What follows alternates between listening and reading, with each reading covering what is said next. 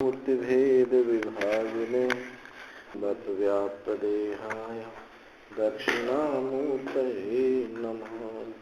सदाशिवसमारम्भात् शङ्कराचार्यमध्यमाम् अस्मदाचार्यपर्यन्तं वन्दे गुरुपरम्पराम्। ॐ सहनावतु सहनौ भुनक्तु सह वीर्यं करवावहै तेजस्विनावधीतमस्तु मा विद्विषावहै। ॐ शान्ति शान्ति शान्ति।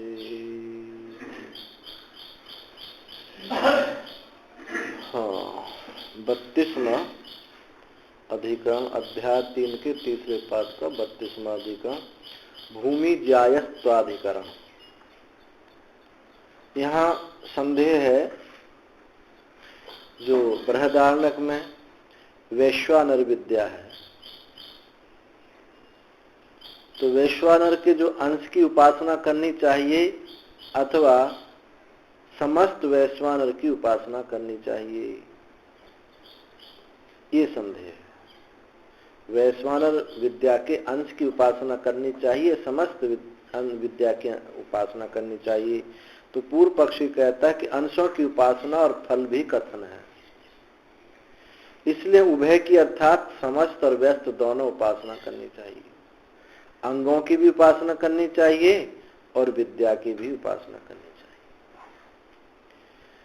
सिद्धांति का कहना है कि देखो, उपक्रम उपसंहार से समस्त की उपासना की जानी चाहिए, और दूसरी बात यह है कि व्यस्त उपासना का, अंग उपासना का की निंदा भी की है। मूर्धा ते व्यपतिष्यता, यदि तुम मेरे पास नहीं आते, उन्होंने कहा कि मैं द्व्युलोक को ही वैश्वानर समझता हूँ। तो उन्होंने कहा कि वो तो उस वैश्वानर का एक सिर है, तुम अंग की उपासना करते, यदि तुम मेरे पास नहीं आते तो तुम्हारा मूर्धा गिर जाता। तो निंदा, व्यस्त उपासना की निंदा की गई है। और जो यदि कहो कि फल का वर्णन है, व्यस्त उपासनाओं का भी फल का वर्णन है, तो फल का वर्णन जो है उस फल व्यस्त उपासना और उसकी जो फल है वो स्तुति के लिए है। इस दृष्टि से समस्त की उपासना करनी चाहिए। भूम्नः कृतुवद ज्वायस्त्वं तथा ही दर्शति सूत्र। भूम्नः यानी समस्त उपासना, वैश्वानर उपासना। एव अत्र वाक्ये प्राचीन शाल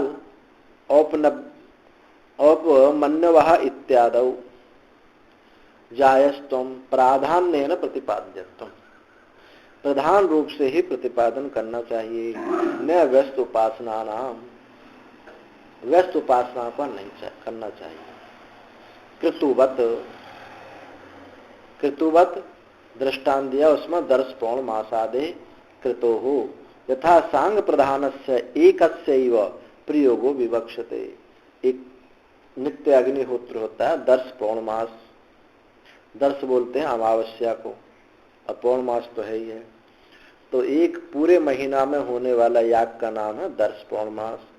वो 15 दिनों में, दर्श का 15 दिन का, 10 का शुक्ल पक्ष का, 10 का कृष्ण पक्ष का।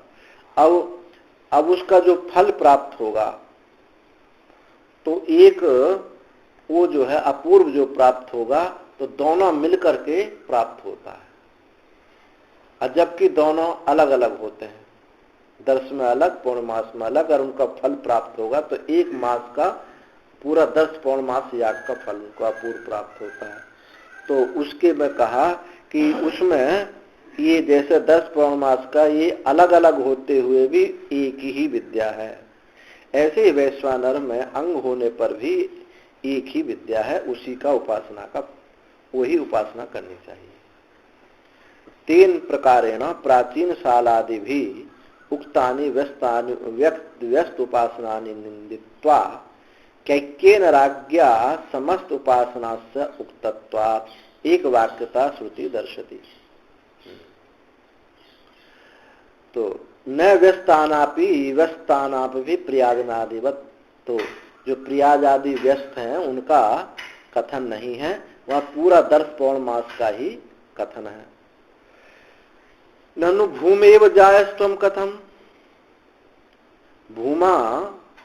भूमा का समस्त यानी समस्त का ही जायस्त्व किस प्रकार से है, तो कहते हैं तथा इत्यादि, जैसे 3 प्रकारेण प्राचीन शालादि भी उक्तानि व्यस्तुपासना, उस प्रकार से जो प्राचीन शाल आदि जो ऋषि थे उनके द्वारा व्यस्त उपासना जो कही गई, तो उनकी कैकेय राजा ने निंदा करके असमस्त उपासना को कहा और एक वाक्यता बताई, सबकी एक सारे उपासना अंगों की एक वाक्यता बताई। तो इसलिए समस्त की ही उपासना करनी चाहिए, अंग की उपासना नहीं। प्राचीन शाल औपमन्यवः इति अस्याम आख्यायिकायां व्यस्त समस्तस्य च वैश्वानर उपासनम सूयते। छांदोग्य में प्राचीन शाल औपमन्यवः ये जो आख्यायिका है, इस आख्यायिका में व्यस्त और समस्त उपासना, व्यस्त और समस्त वैश्वानर की व्यस्त और समस्त उपासना कही गई है। व्यस्त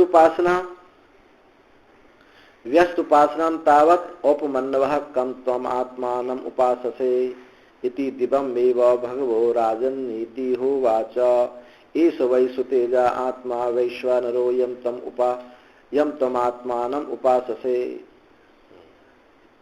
हे उपमन्यु, तुम किस आत्मा की उपासना करते हो? तो इस प्रकार कैकेय राजा ने कैकेय राजा ने जो प्रश्न पूछा कि उपमन्यु तुम किसकी उपासना करते हो, तो उसने कहा हे राजन, द्व्युलोक रूप वैश्वानर की मैं उपासना करता हूं, द्व्युलोक वैश्वानर की उपासना करता हूं, ऐसा उपमन्यु ने कहा। उससे कैकेय राजा ने कहा कि जिस आत्मा की तुम उपासना करते हो वो तो सुतेजा है, सुतेजा आत्मा वैश्वानर है, अर्थात वैश्वानर का सिर है, तुम उसकी अंग रूप में उपासना करते हो। ठीक है, तुम भले मेरे पास आ गए, नहीं तो तुम्हारा मूर्धा गिर जाता, तुम्हारा श्री गिर जाती, कि उपासना कह रहे हो वैश्वानर की, कर रहे हो अंग की। तो यदि तुम मेरे पास नहीं आते तो तुम्हारा मूर्धा गिर जाता, तो उसकी निंदा की है, ये आख्यायिका है। तो ये समस्त उपासना तस्य वा एतस्य आत्मनो वैश्वानरा मूर्धा सुतेजा चक्षु विश्वरूपा प्राणा पृथग्वत्मा आत्मा सदेहो बहुलो वस्तिरेव रई पृथ्वी पादौ। असमस्त उपासना क्या है? सुतेजा, मैं सुतेजा की उपासना करता हूँ, ये तो व्यस्त उपासना है। और समस्त उपासना कौन सी है कि उस वैश्वानर का जो सिर है वो क्या है? सुतेज है, सुंदर तेज वाला द्व्युलोक है। और चक्षु उसके सूर्य हैं, प्राण जो है पृथक वर्तमा यानी वायु है, और देह का जो मध्य भाग है, धड़ भाग जो है ये आकाश है, और बस्ती वहुलेरे बस्ती रई, ये बस्ती जो है धन है, अब पृथ्वी उसके पाद है, समुद्र उसका पेट है। तो ऐसे जो है ये समस्त सारे अंगों से युक्त होकर के वैश्वानर है, तो ये समस्त उपासना है। तो वहां संशय होता है किम यह उभय अथापि उपासना स्यात् व्यस्त समस्तस्य च उत समस्तस्य एविति। तो यहाँ संशय होता है, क्या यहाँ दोनों ही उपासना होंगी व्यस्त और समस्त की, अथवा समस्त की ही उपासना करनी है, ये तो संदेह होता है। तो कहते हैं किम तावत प्राप्त, तो क्या प्राप्त हुआ? तो पूर्व पक्षी ने कहा कि देखो प्रत्यवयव सुतेजः प्रवृत्तिषु उपाससे। प्रति अवयव, प्रत्येक, पूर्व पक्षी कहता है कि प्रत्येक अवयव में सुतेज इत्यादि उपासना करते हैं, ऐसा क्रियापद श्रवणात्, उपास से ऐसा क्रियापद सुनने को मिलता है। श्रुति बलवान होती है, श्रुति है, तो प्रत्येक अवयव में उसको उपास से ऐसा क्रियाफल प्राप्त होता है। तस्मात् तब सुतम प्रसूतम आसुतम कुले दृश्यते। और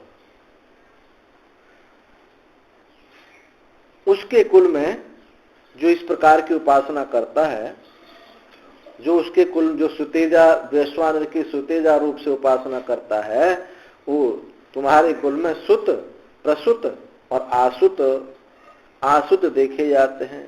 जो सुत किसे कहते हैं? सोम द्रव्य, अर्थात तुम्हारे कुल में यज्ञ होते रहे हैं। और उसी का है प्रसुत, उसी का एक रूप है प्रसुत है। आसमंता सुतत्वम अवस्था भेद, उसी सोम द्रव्य का ही एक अवस्था भेद है प्रसुत। तो सुत जो खंडित सोम द्रव्य है और उसी से प्रसुत और आसुत, ये उसके अवस्था भेद है। कहने का मतलब यह है कि तुम्हारे कुल में तुम अग्निहोत्री रहे हो, तुम्हारे कर्मकांडी वैदिक कर्मकांड तुम्हारे यहाँ होता रहा है, तुम्हारे कुल में ऐसा रहा है। तो इत्यादि फल भेद श्रवणात्, या उसका फल सुना गया है। व्यस्त उपासना, व्यस्तानि उपासनानि स्युः, तो व्यस्त उपासना होंगी, ऐसा फल भेद वे वहां सुना गया है। तो इन्हीं प्रत्येक अंग का फल को सुन करके ही कहता है कि सबकी अलग अलग उपासना करनी चाहिए, और उभयथा या दोनों की मिलकर करनी चाहिए। उसकी भी कर लो, उसकी भी करो। तो जो एक एक अंग की उपासना करता है उसका एक एक अंग का फल भी है। तो इसलिए पूर्व पक्षी कहता है कि भाई अलग दोनों की करो और एक एक अंग की करो, पर समस्त उपासना का कोई बात नहीं दिखाई पड़ती। ततो अभिधीयते, सिद्धांत कहता है भूमनः पदार्थ उपचयात्मकस्य समस्तस्य वैश्वानरो उपासनस्य जायस्त्वं पराधान्येन अस्मिन् वाक्ये विवक्षितम भवितुमर्हति। ये भूमा पदार्थों का उपचय, इकट्ठा होने ने समस्त वैश्वानर उपासना का सामूहिक सब मिलकर के एकत्र रूप से वही प्रधान रूप से श्रेष्ठ है। इसी वाक्य में विवक्षितम भवितुमर्हति, ये अर्थ इसी वाक्य में ही होना चाहिए। व्यस्त की उपासना में, समस्त की उपासना में, व्यस्त की उपासना में नहीं, समस्त की उपासना में होना चाहिए। न प्रत्येक अवयव उपासना नाम अपि, प्रत्येक अवयव की उपासना में ये नहीं है। कैसे? कृतुवत, जैसे 10 पौर्णमास याग होता है, जैसे कृतुषु यानी 10 पौर्णमास प्रभृतिषु सामस्तेन सांग प्रधान प्रयोग एव एक विवक्षते, समस्त रूप से समस्त अंग प्रधान का प्रयोग ही एक को विवक्षा होता है। उसमें अनुयाज है, प्रियाज है, दर्श सब मिल करके अनुयाज प्रियाज आदि एक 10 पौर्णमास को लक्षित करता है, वही उसका पूर्व होता है। तो अंग जो है अंगी में समाविष्ट होते हैं। अलग अंग की उपासना उचित नहीं है। न व्यस्तानामपि प्रयोग प्रयाजादि न, व्यस्तों का प्रियाजादि जो व्यस्त हैं उनका प्रयोग नहीं है, बल्कि एक वाक्यता है एक 10 पौर्णमास की। नापि एक देशांग युक्तस्य प्रधानस्य तद्वत्, और ना ही एक देशांग युक्त, एक देश रूप अंग से युक्त प्रधान का भी प्रयोग नहीं किया जाता है। एक प्रधान का भी जो मुख्य है उसका एक अंग रूप से उसकी विवक्षा नहीं होती है, संपूर्ण मिलकर के ही विवक्षा होती है। कुतहेतर, यह कैसे? भूमा एव जायानिति, भूमा एव जायांति, ये भूमा ही प्रधान है। वहां जो भूमा विद्या में देखेंगे अलग अलग, वहां भी बताया, लेकिन भूमा की ही वहां प्रधानता। क्या क्या कहा था वहां, देखो कितने अंग हैं उसके, वहां तो बहुत अंग है।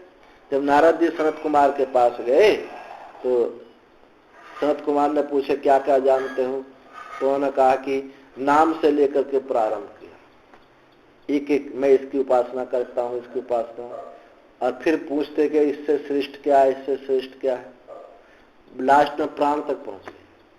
अब प्राण का उन्होंने जो स्वरूप का निरूपण किया संत कुमार जी ने, नारद जी चुपचाप हो गए, संतुष्ट हो गए। तो उन्होंने सोचा कि संत कुमार ने कि ये तो भाई संतुष्ट हो गया और ये तो हमारा लक्ष्य नहीं है। फिर भूमा का निरूपण किया। तो भूमा के ये सब अंग हुए, नाम है, क्रिया है, संकल्प है, स्मृति है, आशा है, बहुत नाम दिए वहां।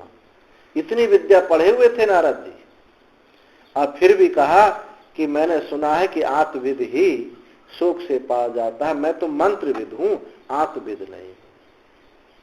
तो वहां अंग है उपासना, एक एक अंग नाम है। तो ऐसे ही यहां दृष्टांत दिया, उसी का दृष्टांत दिया है। भूमैव जायांत, भूमा ही प्रधान है, तथा ही श्रुति भूमनो जायस्त्वम दर्शते। वहां श्रुति भूमा का ही की प्रधानता दिखाती है, एक वाक्यता अवगमात, एक वाक्यता को जानने से। नाम रूप आदि जितने भी उपासना वहां सब एक भूमा में है समाविष्ट होती, एक वाक्यता है। एक ही दम वाक्यम वैश्वानर विद्या विषयम पौर्वापर्यालोचनात् प्रतीयते। एक ही वाक्य, क्योंकि एक ही यह वाक्य वैश्वानर विद्या का विषय है, पूर्वापर के विचार करने से यही प्रतीत होता है कि एक ही वाक्य है। तथा ही जैसे कि अब बताते हैं, जैसे प्राचीन साल प्रवर्तया उद्दालकावसानाः सदृशयो वैश्वानर विद्यायां निष्ठां प्रतिपद्यमाना अश्वपतिं कैक्यम राजान अभ्यजगमुः इति उपक्रम एक ऋषे उपास्यम द्युप्रभृतीनाम एकैकं श्रावित्वा मूर्धा तु एव आत्मनः इति होवाच। जैसे कि प्राचीन साल आदि जो ऋषि थे उद्दालक पर्यंत, ये सब उद्दालक के पास गए थे कि इस विद्या को उद्दालक जानते हैं। उद्दालक ने कहा कि इस विद्या को तो जो इसके विशेषज्ञ हैं वो तो राजा अश्वपति है, कैक्य राज अश्वपति है, उन्हीं के पास चला। तो सब वहां उद्दालक पर्यंत सब गए, राजा ने इन ऋषियों को उपदेश दिया। तो प्राचीन साल आदि इत्यादि उद्दालक पर्यंत ये 6 ऋषि वैश्वानर विद्या में परिनिष्ठ अप्रतिपद्यमाना, अब वैश्वानर विद्या को परिनिष्ठ ना प्राप्त करते हुए कि हम इसमें निपुण नहीं हैं, ऐसे अश्वपति कैक्य राजा के पास गए। इति उपक्रम में, ऐसा उपक्रम करके एक एक ऋषि से के उपास्य, एक ऋषि का सब राजा ने पूछा, एक ऋषि से एक ऋषि का उपास्य पूछा, द्यु प्रवृत्ति आदि नाम, सबको बुला करके पूछा कि तुम किसकी उपासना करते हो, तुम किसकी उपासना करते हो। तो द्यु, किसी ने द्यु कहा, किसी ने आकाश कहा, किसी ने अग्नि का, ऐसा कहा। तो द्यु इत्यादियों के एक एक को सुन करके कहा मूर्धा ते आत्मना है वाच, यह तो वैश्वानर आत्मा का मूर्धा है। कहा कि मैं द्विलोक की उपासना करता हूं, तो ये तो वैश्वानर आत्मा का मूर्धा है, माथा है। और हो बात इत्यादि से मूर्धादि भावम तेषाम विधरती, इस मूर्धादि भाव को उनको धारण करता है, वो मूर्धादि भाव को धारण करता है। द्विलोक आदि मूर्धा आदि रूप से विधान करती है श्रुति। और फिर कहा मूर्धा ते व्यपतिष्यन् यन्माम ना आगमिष्यः, मूर्धा ते व्यपतिष्यन्, जो तुम मेरे पास नहीं आते तो मूर्धा तुम्हारा गिर जाता। इत्यादि ना व्यस्त उपासना अपवदती, व्यस्त उपासना की निंदा की गई। समस्त उपासना बताना अभिप्राय है, तभी तो अंग की निंदा की। नहीं तो अगर अंग की ही निंदा उपासना बताना अभिप्रेत होता तो ठीक है, राजा स्वीकार कर लेते, लेकिन उसकी निंदा की, कहे कि तेरा तो मूर्धा गिर जाता, ये तो मेरे पास नहीं आता। पुनश्च व्यस्त उपासना व्यावर्त्य, अब फिर व्यस्त उपासना को निवृत्त करके समस्त उपासना में अनुवर्त्य, समस्त उपासना ही करनी चाहिए, उसका अनुवर्तन करना चाहिए।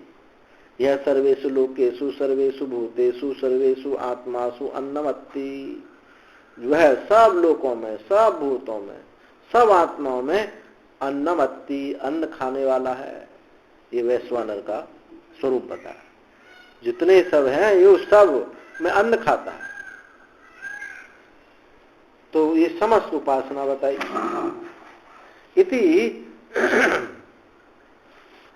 इति भूमाश्रय में फलम दर्शते, ऐसा भूमाश्रय ही यानी समस्त को आश्रय करके ही फल देखा जाता है। यत्तु प्रत्येकम सुतेज प्रवृत्ति फल भेद श्रवणम तदैव सति अंग फलानि प्रधानेव अभ्युपगतानि द्रष्टव्य। यत्तुक्तम, जो तुमने कहा था कि प्रत्येक सुतेज आदि का फल सुना जाता है, प्रत्येक अंग का भी फल बताया कि जिसको सिर ने सिर को जाना, जिसने पेट को जाना, उनके अलग अलग फल बताए हैं, तो उनका फल सुना जाता है। तदेवं, वह इस प्रकार अंग फला होने पर भी, अंग फल होने पर प्रधाने अभ्युपगतानि, वो प्रधान को ही स्वीकार किया गया है। ये अनके उस अंग का प्रधान में ही स्वीकार किया गया, एक एक अंग बता करके वो प्रधान में ही उनको बताया गया है, मुख्य रूप उपासना में ही बताया गया है। तथा उपाससे इत्यपि प्रत्यय अवयव आख्यात श्रवणम पर अभिपर्यानुवादार्थम, जो तुमने कहा कि उपास से ऐसा आख्यात है, क्रियापद देखने को मिलता है, तो उसमें भी कहा कि प्रत्येक में क्रियापद जो सुना जाता है वह भी दूसरे के अभिप्राय का अनुवाद करने के लिए है, दूसरे के अभिप्राय का अनुवाद करने के लिए हैं, यानी व्यस्त उपासना का विधान करने के लिए नहीं है।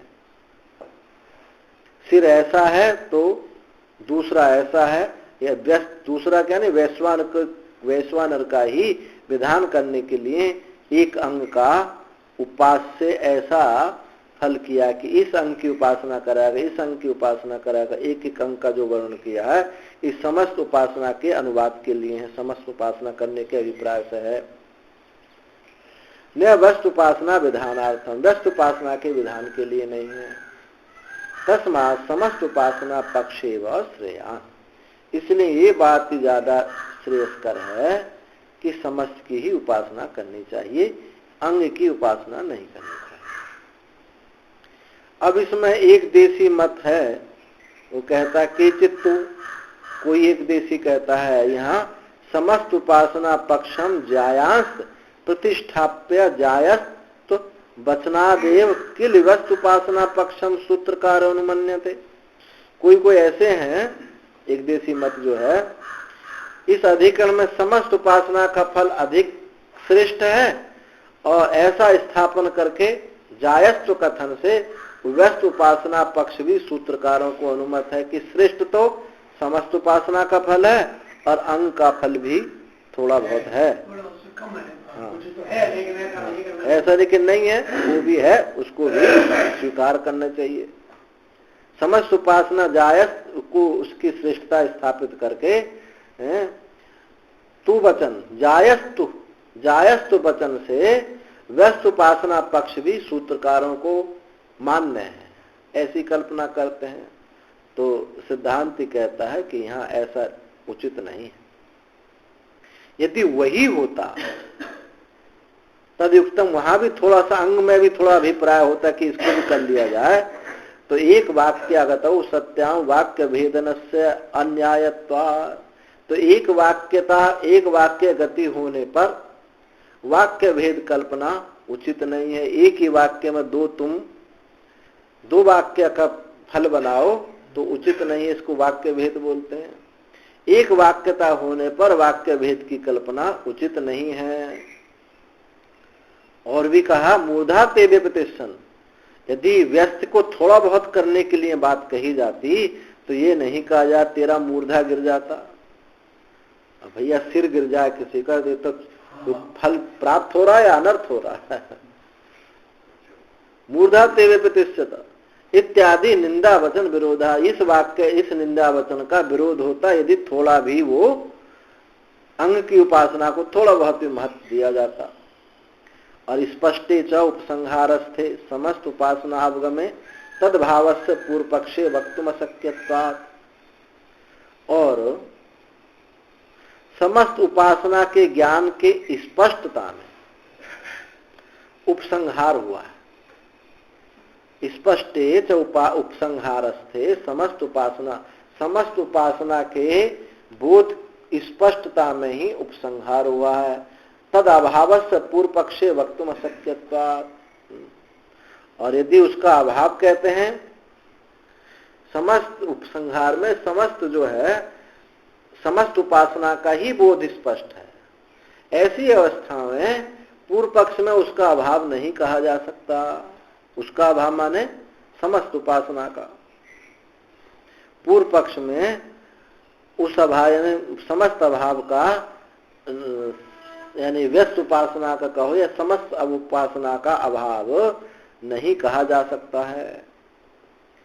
श्रोत्रस्य जायस्त वचनस्य प्रमाणवत्व अभिप्रायेण अपि उपपद्यमानत्वात्, और सूत्र में जायस्त जो वचन है, सूत्र में जायस्त जो कहा वो प्रमाणवत्व के अभिप्राय से ही प्राप्त होता है।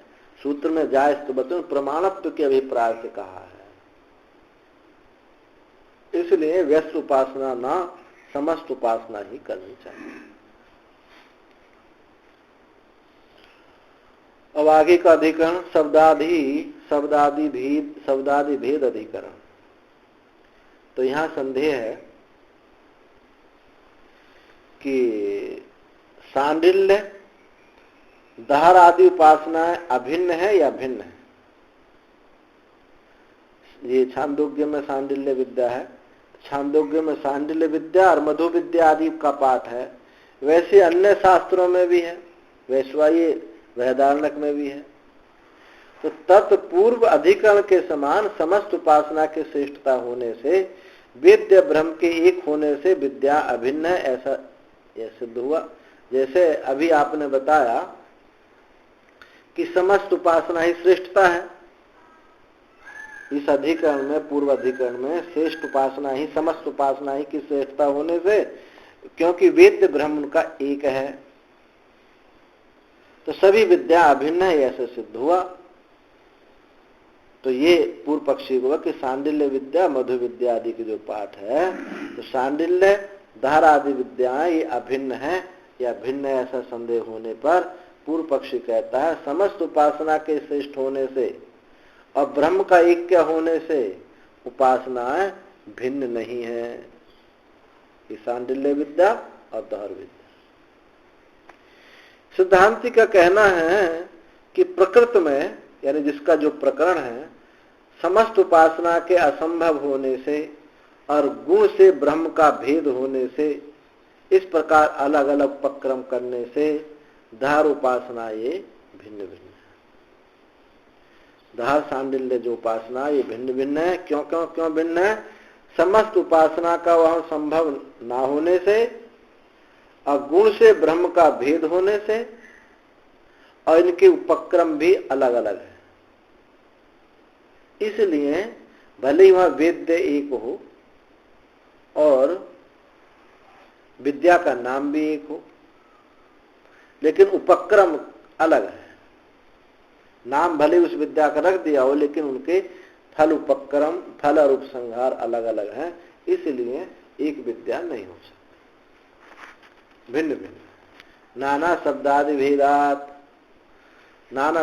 भेदात नाना एका विद्या नास्ति, एक विद्या नहीं है, अपितु भिन्नैव, किंतु भिन्न ही है। कुतः कैसे? शब्दादि भेदात, शब्द के भिन्नता होने से। क्या क्या शब्द हैं? वेद, उपासित इत्यादि शब्दादि भेदात। किसी में वेद कहा है, किसी में उपासित का, ऐसा शब्दादि की भिन्नता है। आदि ना, आदि शब्द से शब्द आदि, आदि शब्द से उपास्य गुण भेदात, उपास्य गुणों की भी भिन्नता है, ऐसा जानना चाहिए। उपास्य गुणों की भिन्नता है और शब्द की आख्यात की भिन्नता है, इसलिए विद्या एक नहीं होगी।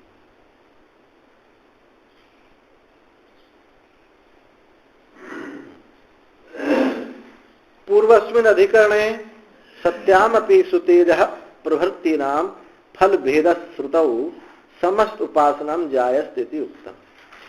पूर्व अधिकरण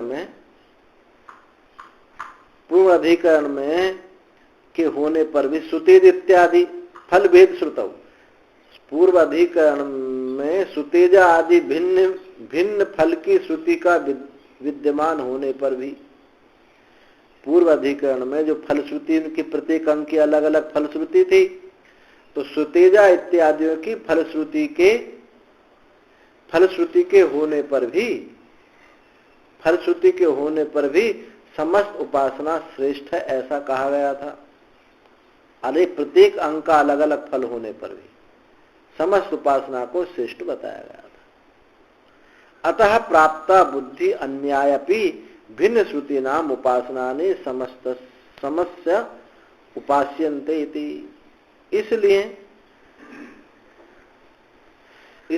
अन्यापि भिन्न श्रुति, अन्य भिन्न श्रुति उपासना भी यहाँ समस्त की ही उपासना की जानी चाहिए, एकत्व की ही उपासना की जानी चाहिए। जैसे पूर्व अधिकरण में फल की भिन्नता होने पर भी एक ही विद्या है, ऐसे ही यहाँ भी अन्य भिन्न श्रुति उपासना वाली होने पर भी ऐसी बुद्धि यहाँ होनी चाहिए कि भिन्न होने पर भी एक ही है। नपि च नैवं विद्या भेदे विद्या भेदो ज्ञातुम शक्यते। और भी एक बात है कि वेद्य के अभेद होने पर विद्या का भेद नहीं जाना जा सकता। अवेद्य ही रूपम विद्याया, क्योंकि विद्या का जो रूप है वेद्य ही है।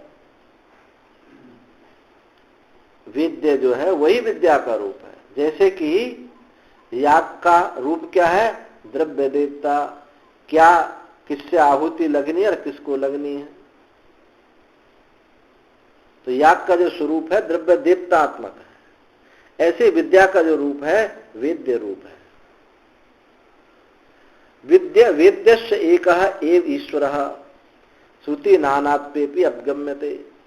वेद्य जो है एक ही ईश्वर है, श्रुति के नानात्व होने पर भी, श्रुतियों की भिन्नता होने पर भी जो वेद्य ईश्वर है वो एक है।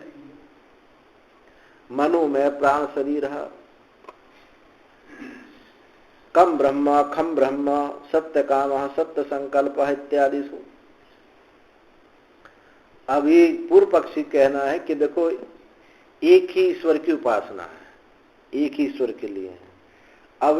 अब इसमें देखो ये अंतर ये हो गया, एक ही ईश्वर से एक तो कामना मांग रहा है कि हमको ये भगवान ये दो, हमको एक दे दो, और एक क्या कहता है कि मुझे कामना कुछ भी नहीं चाहिए, मुझे तो आपका भक्ति चाहिए। एक कहता है कि मैं आपके जो स्वरूप है उसका ज्ञान मुझे चाहिए। अब यहाँ ईश्वर एक होने पर भी ये भिन्नता हो गई तीन। और वो कह रहा है कि वेद्य एक ईश्वर है, श्रुति नानात्व होने पर भी ऐसा जाना चाहिए कि मनोमय प्राण शरीर है, मनोमय ये प्राण शरीर है, और जो है का ब्रह्म है खा ब्रह्म है। ये का ब्रह्म है और खा ब्रह्म यानी आकाश ब्रह्म है और ये सुख ब्रह्म है। सत्य काम सत्य संकल्प, वो सत्य काम है सत्य संकल्प इत्यादि। तो एक एव प्राण तथा एक एव प्राण, एक ही प्राण है। प्राणो वाव संवर्ग, प्राणो वाज्येष्ठ श्रेष्ठ, प्राणो है पिता, प्राणो माता इत्यादियों में ये सारी जो श्रुति है कि प्राण ही माता है, प्राण ही पिता है, प्राण ज्येष्ठ और श्रेष्ठ है, प्राण संवर्ग है, एक प्राण ही है, तो इनमें क्या पता चलता है कि वेद्य एकत्वाद विद्य एकत्व। इनमें सब में वेद्य एक है। कौन वेद्य है? प्राण है। प्राण वेद्य है तो विद्या भी एकत्व हुई। श्रुति नानात्वमपि अस्मिन् पक्षे गुणांतर परत्वात् न अनर्थकम। श्रुति के नानात्व होने पर भी, श्रुति के नानात्व, श्रुति का भेद होने पर भी इस पक्ष में अन्य गुणों का प्रतिपादन करने के लिए नहीं है। अन्य प्रतिपादन कर, श्रुतियों का नानात्व होने, अस्मिन् पक्षे गुणांतर परत्वात् न अनर्थकम। श्रुतियों के भिन्न होने पर भी, भेद होने पर भी इस पक्ष में अन्य गुणों का जो प्रतिपादन है करने, अन्य गुणों का प्रतिपादन करने के लिए है, इसलिए वहां कोई निरर्थकता नहीं है। जो दूसरे गुणों का जो प्रतिपादन है, प्रतिपादन होने से वहां कोई अनर्थता नहीं, एक ही इसी पक्ष में है।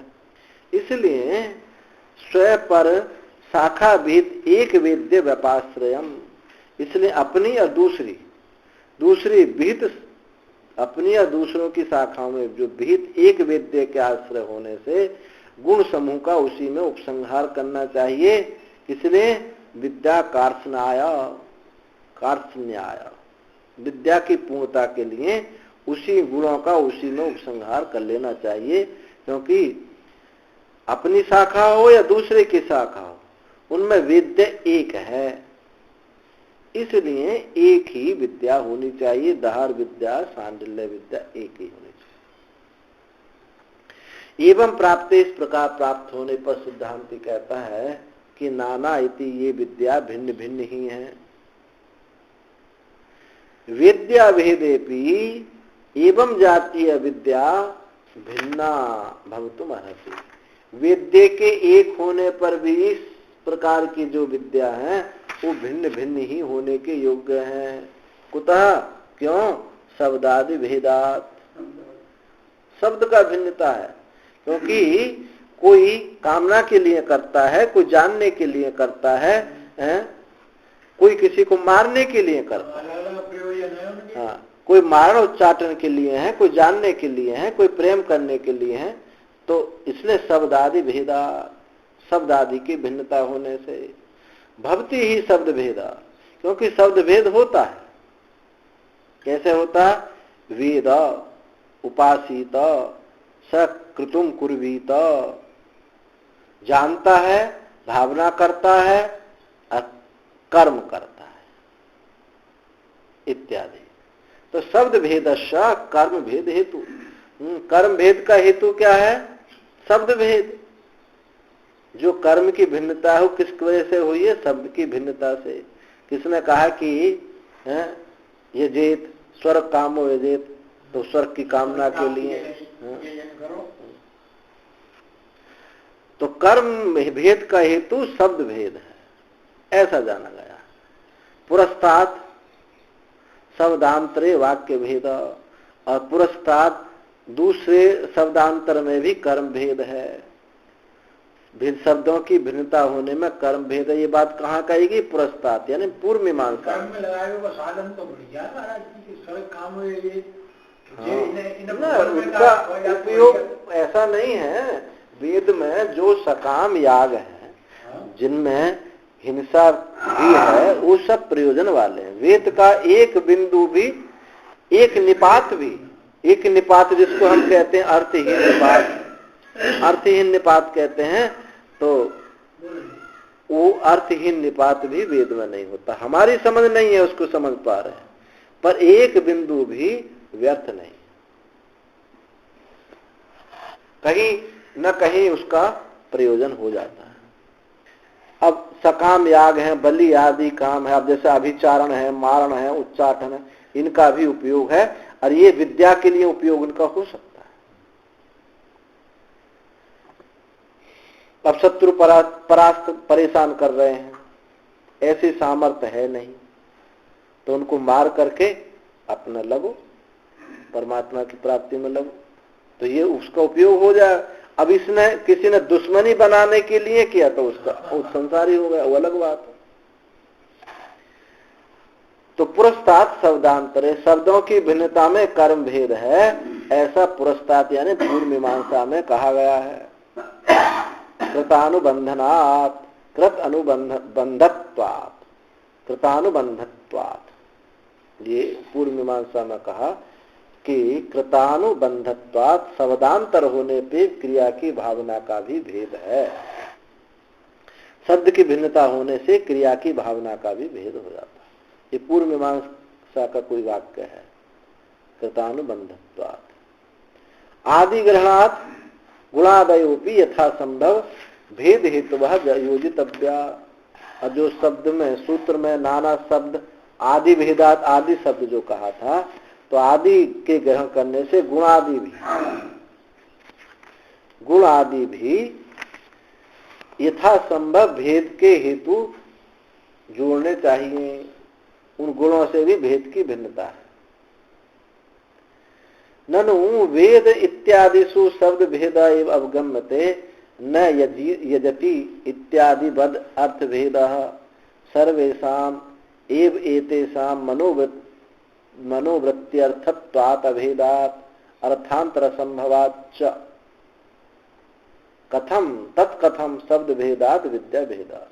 अब यहाँ पूर्व पक्षी शंका करता है, वो कहता है कि देखो, ननु वेद इत्यादिषु, वेद आपने कहा वेद उपासीता स कृतुम कुर्वीत, तो वेद इत्यादियों में भी शब्द भेद जो जाना गया है, वेद इत्यादि में जो शब्द भेद जाना गया है, अवगत होता है, यजति इत्यादि तो यजति के समान अर्थ भेद है। जैसे यजति, ददाती, जुहोती, यजति, जुहोती, ददाती। अब ये शब्द की भिन्नता है, लेकिन सबका एक ही तात्पर्य कि आहुति, यजन करता है, हवन करता है, आहुति देता है। अब शब्द की भिन्नता है, लेकिन अर्थ की भिन्नता नहीं है। तो ऐसे ही मैं कहता हूं, ये जो शब्द की भिन्नता जो तुम कह रहे हो, ये सब समानार्थक है। सर्वेषाम ये सब जो है मनोवृत्ति अर्थत्व भेदा, सब मनोवृत्ति अर्थ है, इसलिए इनकी कोई भिन्नता नहीं है। अर्थांतर असंभव, इनका भिन्न अर्थ संभव नहीं है। तो कथम शब्द भेद से विद्या का भेद कैसे हो सकता है, ये पूर्व पक्षी ने शंका रखी। अब सिद्धांति कहता नहीं दोष है, ये दोष नहीं भाई। मनोवृत्ति अर्थत्व अभेदेपि अनुबंध भेदात वेद्य भेदे सति विद्या भेद उत्पत्ति। मनोवृत्ति समान होने पर भी अनुबंध के भेद से वेद्य के भेद होने पर विद्या का भेद हो जाता है। अब जैसे किसी को मारण उच्चाटन करना है, भगवत प्राप्ति के लिए भगवत प्रेम है और तो ये जो है मनोवृत्ति सब एक ही, हम सब मन में ही होएगी। मन में ही तो दूसरे को मारने की बात है, तो वह भी तो मनोवृत्ति जगाएगी।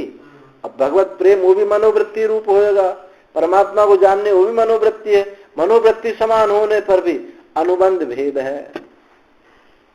अनुबंध भेद, एक को मारना हुआ, एक को जानना हुआ, एक का प्रेम हुआ, अनुबंध की भिन्नता हो गई, वेद्य की भिन्नता हो गई।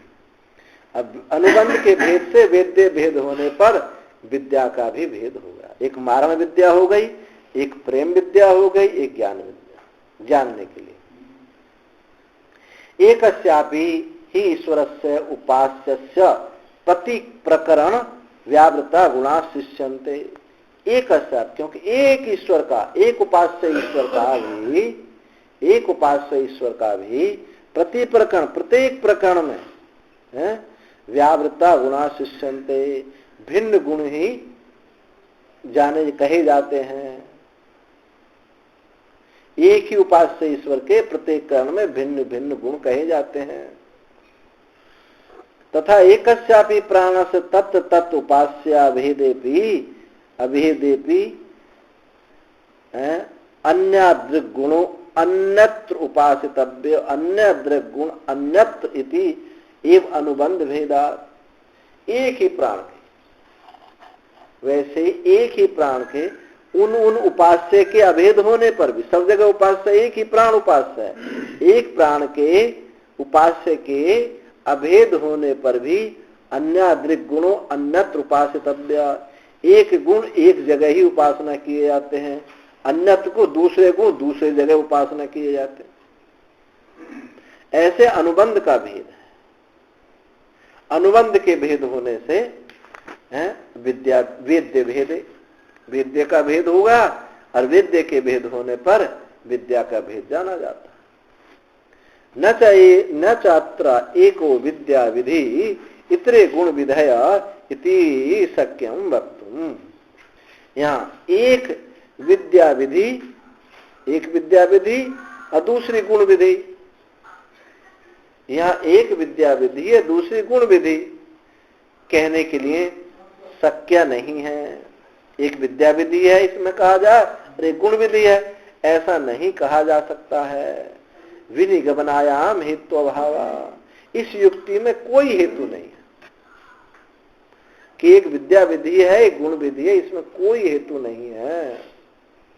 अनेकत्वाच्च प्रतिप्रकरण गुणानाम प्राप्त विद्यानुवादेन गुण विधान अनुपपत्ते। अनेकत्व होने के कारण, अनेकत्व होने प्रति प्रकरण, प्रत्येक प्रकरण में गुणों का अनेक होने के कारण प्राप्त विद्या अनुवाद रूप से गुण विधान अनुपत्ते। तो प्राप्त विद्या के अनुवाद से गुण विधान वहां सिद्ध नहीं, प्राप्त नहीं हो जाता है।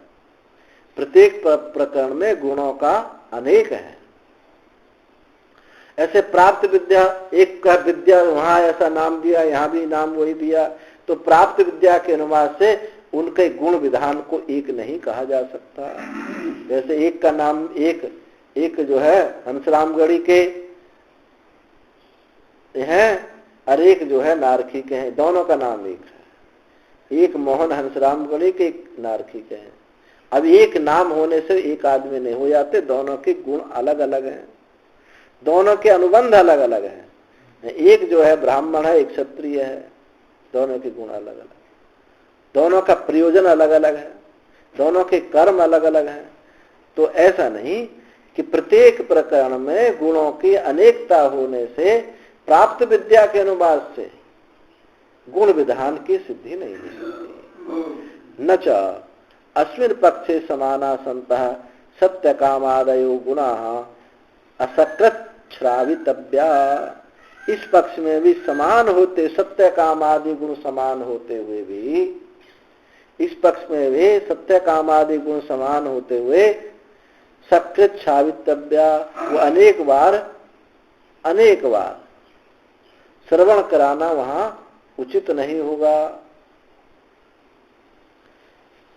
सत्य कामादि गुणों का अनेक बार श्रवण कराना युक्त नहीं है। प्रत्येक प्रकरण च इदम कामेन इदम उपासितव्यम इदम कामेन इदम च। प्रत्येक प्रकरण में इदम कामेन, इस कामना से यह उपासना करनी चाहिए और इस कामना से यह उपासना करनी चाहिए। प्रत्येक प्रकरण में भिन्नता है। वहां उपास्य एक है, विद्या के नाम भी एक है, परंतु गुणों की भिन्नता है, वेद्य की भिन्नता है। नैराकांक्षा अवगमात न एक वाक्यातापत्ति। निराकांक्षा, आकांक्षा के जाना जाने से न एक वाक्यतापत्ति, एक वाक्यता नहीं हो सकती।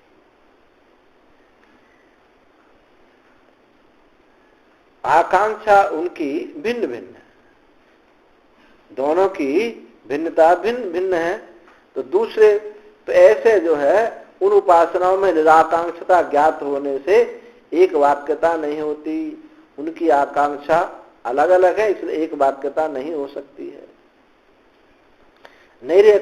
नैराकांक्षा अवगमात न एक वाक्यतापत्ति न चात्र वैश्वानर विद्यायामिव समस्त चोदना अपरास्ति यद बलेन प्रति प्रकरणवर्तिनी अवयव उपासनानि प्रति प्रकरणवर्तिनी अवयव उपासनानि भूत्वा एक वाक्यताम इयुः। और यहाँ वैश्वानर विद्या के समान, इस वैश्वानर विद्या के समान, वैश्वानर विद्या में जैसे समस्त चोदना यानी समस्त उपासना विधि है, वैश्वानर विद्या में जैसे दूसरी समस्त उपासना विधि है, वैसे वैश्वानर में अलग अलग अंग है, उनकी विधि बताई, उनके फल भी बताए। तो वैश्वानर विद्या में जैसे समस्त उपासना है, समस्त विधि है, उपासना विधि है, अपरास्ति यद बलेना प्रति प्रकरणवर्तिनी, वैसे प्रकृत सांडिल्य विद्या में उपासना में अन्य समस्त उपासना विधि ऐसा अलग अलग है नहीं।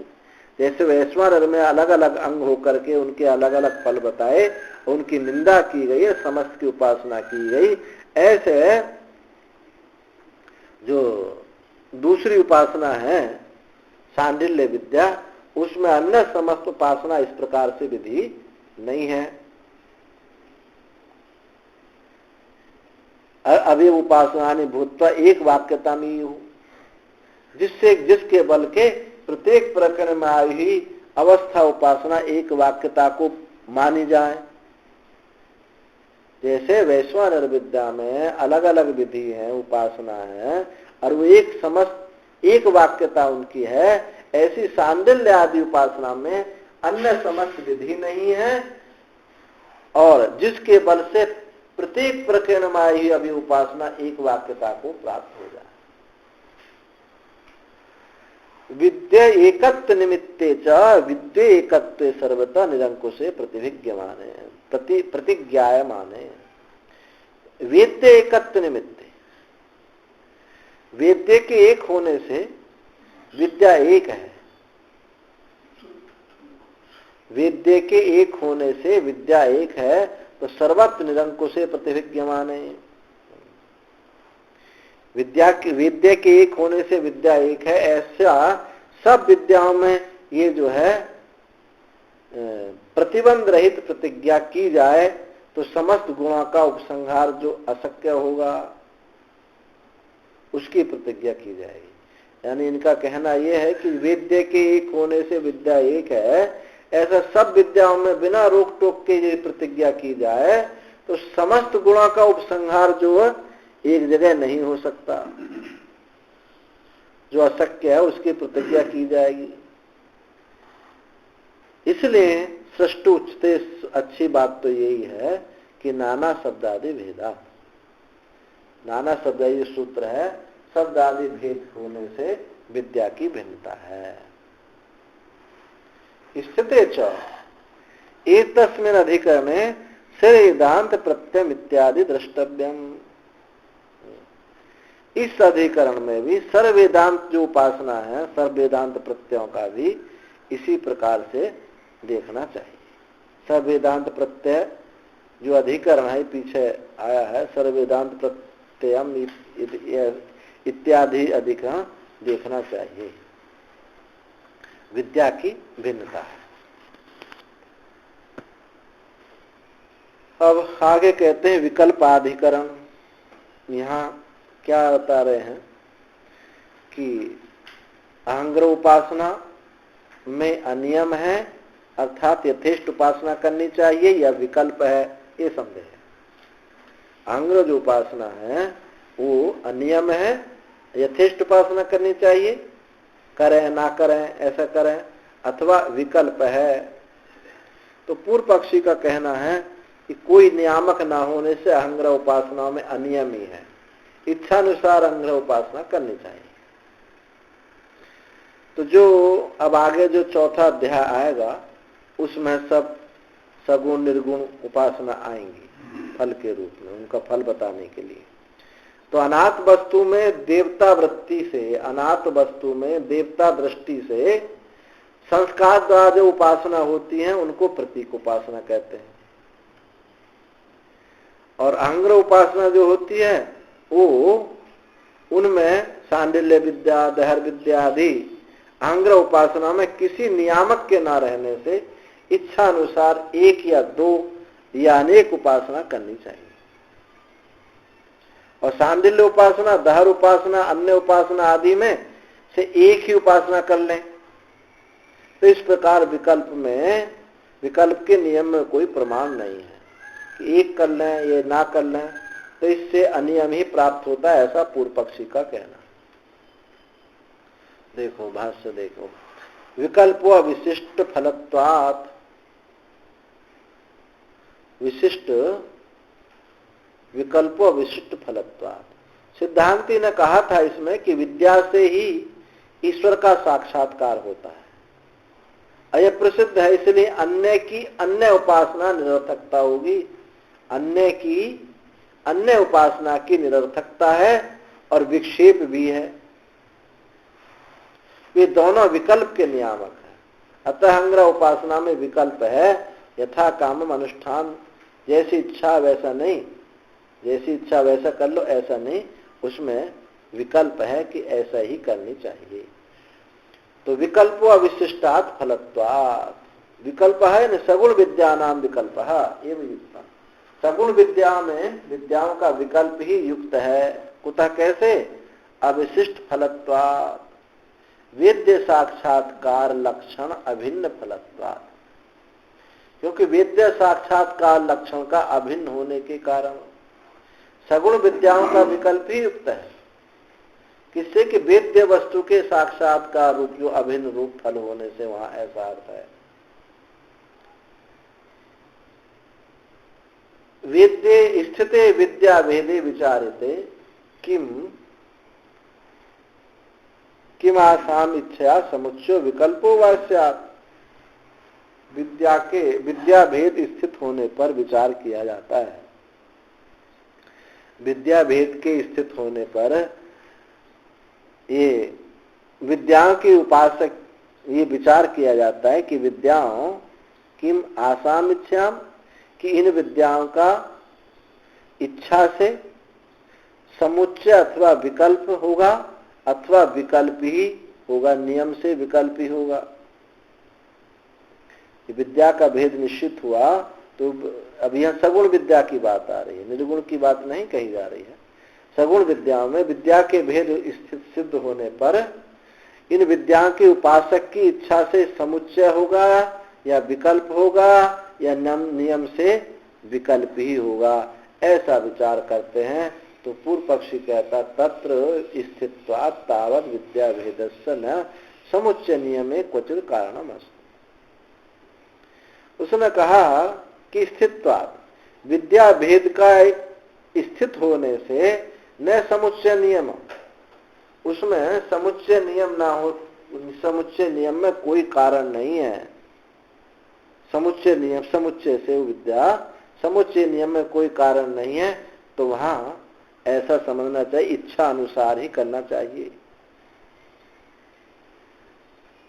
ननु विद्या भिन्ना नाम अपि अग्निहोत्रवद 10 पौर्णमासादि नाम समुच्चय नियम दृश्यते।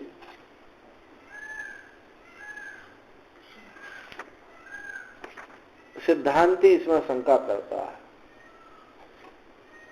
कि विद्या के भेद होने, विद्या भेद का न समुच्चय नियम, उसके समुच्चय में कोई नियम, समुच्चय नियम में कोई कारण नहीं है। इस बात को सुन करके सिद्धांती शंका करता है कि भिन्ना नाम अपनी अग्निहोत्र आदि, जो अग्निहोत्र आदि हैं, अग्निहोत्र आदि 10 पौर्णमास आदियों का वो भिन्न भिन्न होने पर भी समुच्चय उनका देखा जाता है। 10 पौर्णमासी प्रियाज आदि भिन्न भिन्न है, लेकिन उनका समुच्चय एक समस्त देखा जाता है। तो कहते हैं नहीं, दोष है, ये दोष नहीं। नित्यता श्रुति ही तत्र कारणम। वहां श्रुति उनके समुच्चय का ही हेतु है। श्रुति जो है उनके समुच्चय का हेतु है और वो विद्या नित्य है। ये जो श्रुतियां हैं उस विद्या की नित्यता ही उसमें कारण है। नई विद्या नाम काचित नित्यता श्रुति अस्ति। विद्याओं की कोई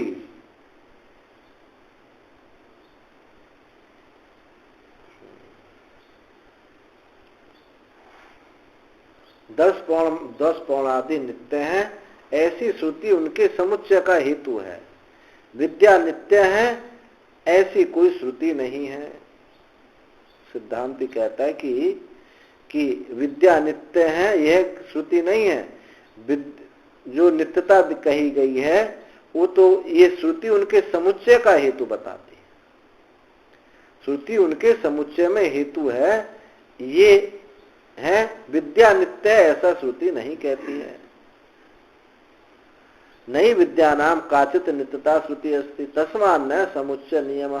इसलिए वहां समुच्चय का नियम नहीं है, नापि विकल्प नियम, ना ही विकल्प नियम है। विद्यांतर अधिकृतस्य विद्यांतरा प्रतिषेध।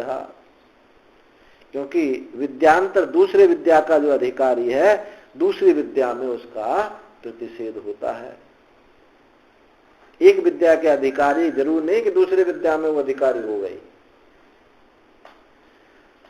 एक विद्या में जैसे अधिकार प्राप्त है अन्य में उस विद्या का प्रतिषेध नहीं, उल्टा होगा ऐसा बात। विद्यांतर अधिकृतस्य विद्यांतर प्रतिषेध, विद्यांतर प्रतिषेध नहीं अप्रतिषेध, एक डंडा से ही अर्थ गड़बड़ा जाता है।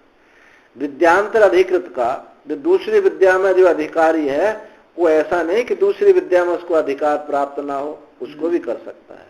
आज यहाँ कुछ किया इस विषय में, दूसरी जगह जाकर दूसरा भी कुछ किया जा सकता है। परिशेष्याद यथा काम्य आपद्यते, तो परिशेष से ये बात सिद्ध हुई जैसी कामना है वैसा कर ले। जो विद्या को जो करना चाहे उसको कर ले। ऐसा कोई निषेध नहीं है कि एक विद्या करने वाला दूसरा नहीं करेगा, दूसरा भी किया जा सकता है। तो ननु अविशिष्ट फलत्वात् आसाम विकल्पो न्याय। सिद्धांति शंका उसमें करता है तथा ही मनो में प्राण शरीरा कम ब्रह्म खम ब्रह्म सत्य काम सत्य संकल्प इत्यादि तुल्यवद ईश्वर प्राप्ति लक्ष्यते। सिद्धांति ने शंका की कि अविशिष्ट फलत्वात् इनका जो फल है वो समान है, इनका जो फल है वो समान है, इन विद्याओं का फल समान है, अतः उनका विकल्प ही उचित है। विद्याओं का फल समान होने से उनका विकल्प ही उचित होगा कि भाई नहीं इसको भी करो, इसको करने के बजाय इसी को करो। जैसे मनु में प्राण शरीरा कम ब्रह्म खम ब्रह्म सत्य काम सत्य संकल्प इत्यादि जो है तुल्य समान ईश्वर की प्राप्ति लक्षित होती। सारी श्रुतियों में ये समानता से ही ईश्वर की प्राप्ति लक्षित होती है, तो इसलिए विकल्प हो सकता है। तो पूर्व पक्षी कहता ना ऐसा दोष नहीं, समान फलेषु अपि स्वर्गादि साधनेषु कर्मसु यथा काम में दर्शनार्थ। ऐसा देखा जाता है कि जिनका फल समान है ऐसे स्वर्गादि साधनभूत कर्मों में भी, जिनका फल समान है ऐसे स्वर्गादि के साधनभूत कर्मों में यथा काम में इच्छा का समुच्चय देखा जाता है।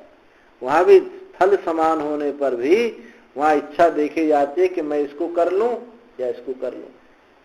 कामना है अपनी, जिस कामना जैसी जिसकी कामना वैसा कर लेगा, जबकि फल उन विद्याओं में समान है। एक विद्या उसमें भी समान है, उसमें भी समान है, लेकिन तुम्हारी इच्छा रहती कि नहीं इसको करूंगा इसको नहीं करूंगा, ये मेरे लिए इसमें सुगमता है, इसमें मेरे लिए सुगमता नहीं है। तो इस स्वेच्छा से स्वर्ग आदि के साधनभूत कर्मों में भी यथा काम में इच्छा का समुच्चय देखा जाता है, जबकि स्वर्ग आदि के साधनभूत कर्म समान है। सिद्धांति का कहना है कि देखो, यथा काम में प्राप्त उच्चते विकल्प एवं श्याम भवितुमर्हति।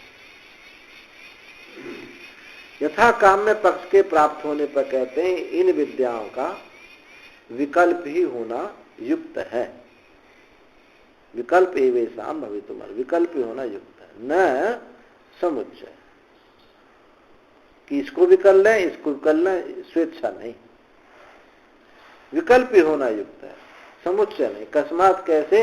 अविशिष्ट फलत्वात्, फल की समानता होने से। अविशिष्ट ही आसाम फलम उपास्य विषय साक्षात्करणम।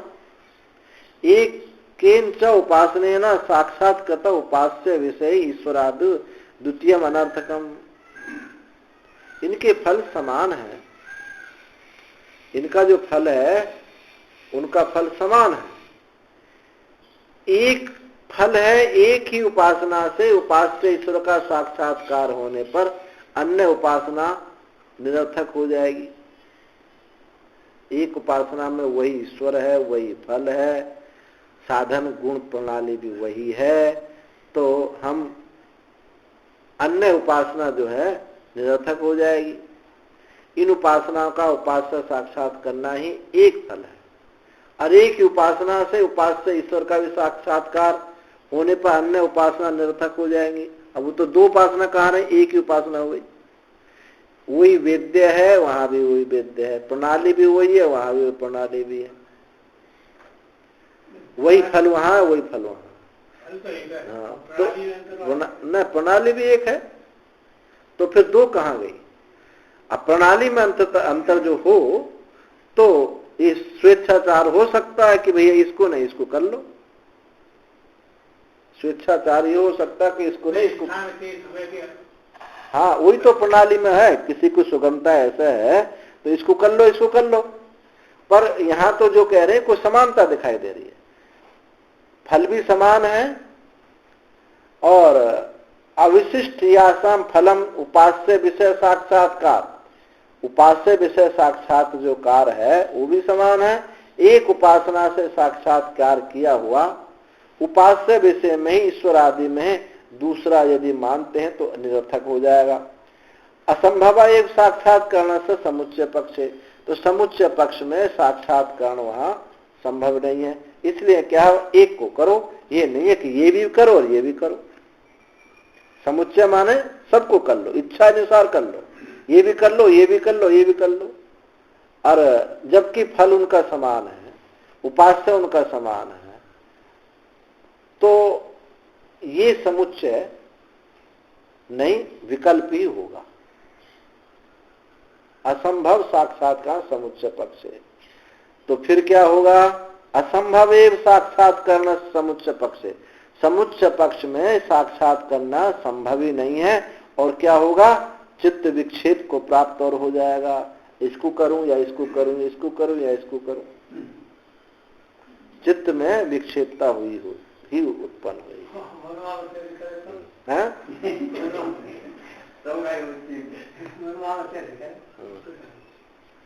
साक्षात्करण साध्य च विद्या फलम दर्शते। विद्या का फल क्या है? साक्षात्करण साध्य, साक्षात करना ही उसका विद्या का फल है। श्रुति कहती है यस्य स्यात् अद्धा न चिकित्सास्ति। जिस उपासक को उपासक का साक्षात होने पर संदेह नहीं होता, अगर संदेह है तो आपका श्रवण भी नहीं हुआ है। महाराज जी, उपासक और उपासक की बातें तो चले, हाँ, विद्या देना विद्या को कायम करे विधि के नहीं, विद्या माने ज्ञान, विद्या माने ज्ञान। अब जैसे धार विद्या है, विद्या माने इस धार का ज्ञान, और सांडिल्य विद्या सहर सांडिल्य का ज्ञान, तो ज्ञान को विद्या कहा, ज्ञान है विद्या। हाँ, उनमें उपास्य भिन्न भी हो सकते, एक भी हो सकता है, उनके वेद्य भी भिन्न भी हो सकते, एक भी हो सकता है। और विद्या तो केवल ज्ञान है। उपास्य की भिन्नता हो, वेद्य की एकता हो तो दोनों ज्ञान एक माने जाएंगे। उपास्य, जैसे उपास्य की भिन्नता हो, हाँ, राम हो कृष्ण, कोई राम उपासक है, एक कोई कृष्ण उपासक है, लेकिन वेद्य क्या है? आत्म साक्षात्कार करना। अब ये भले ही वहां विद्याओं के नाम, राम उपासक विद्या अलग, राम उपासना का ज्ञान अलग, कृष्ण उपासना का अलग, लेकिन उनका एक वेद्य है आत्म तत्व का साक्षात्कार करना, तो ये विद्या एक मानी जाएगी, जबकि नाम उनके भले अलग अलग हो। विद्या के नाम भले अलग, विद्या एक है। हाँ, ज्ञान एक है दोनों। और कहीं उपास्य, अब जैसे दोनों उपास्य अलग अलग हैं, राम उपास्य एक में कृष्ण उपास्य है, और उनका जो वेद्य है एक है, फिर भी विद्या एक है। कहीं कहीं ऐसा होता है कि विद्या दोनों के नाम एक है। अब जैसे काश्मीरी शैव दर्शन है, शैव दर्शन कई है, सबको शैव दर्शन कहा जाता है, लेकिन उनके वेद्य अलग अलग है।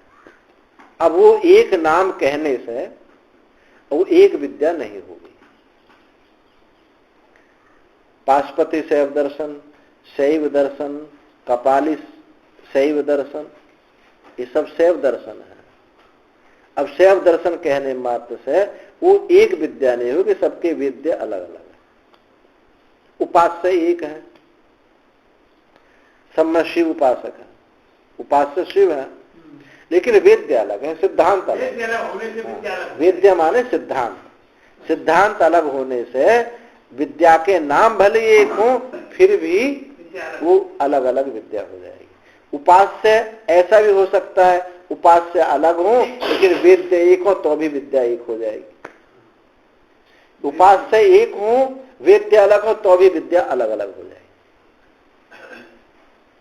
उन्हीं को बताया जा रहा है। कहीं प्राण उपास्य एक है, वेद्य उनके अलग अलग हैं, कहीं वेद्य एक है और जो है उपास्य अलग अलग है। उन्हीं का सब विचार चल रहा है इसमें, क्योंकि हमको शास्त्र में जो ये जो वाक्य हैं, अब हम लोग तो सब फल सुन लिए है ना, तो महात्माओं की करुणा के भाजन हम हो गए हैं, स्वयं विचार नहीं किए। स्वयं विचार करते तो सब कुछ आना पड़ता। हम महात्माओं की करुणा हमारे ऊपर बरसी तो होना, हमको निचोड़ निचाड़ के सिद्धांत पे कहाँ ये शास्त्र पढ़ेंगे, इसलिए इनको यही बात बता दो, इसी में लगा दो। पर जब स्वयं उन शास्त्रों को पढ़ते तो उनके सामने उलझने आती हैं। ये उनके सामने उलझन आती है यहाँ की, भैया यहाँ उपास्य अलग अलग है और विद्या एक कैसे हो गई। यहाँ उपास्य एक है फिर भी विद्या अलग अलग हो गई। कई उपास्यों के अलग होने पर विद्या एक हो जाती है, कि उपास्यों के एक होने पर भी विद्या अलग अलग हो जाती है।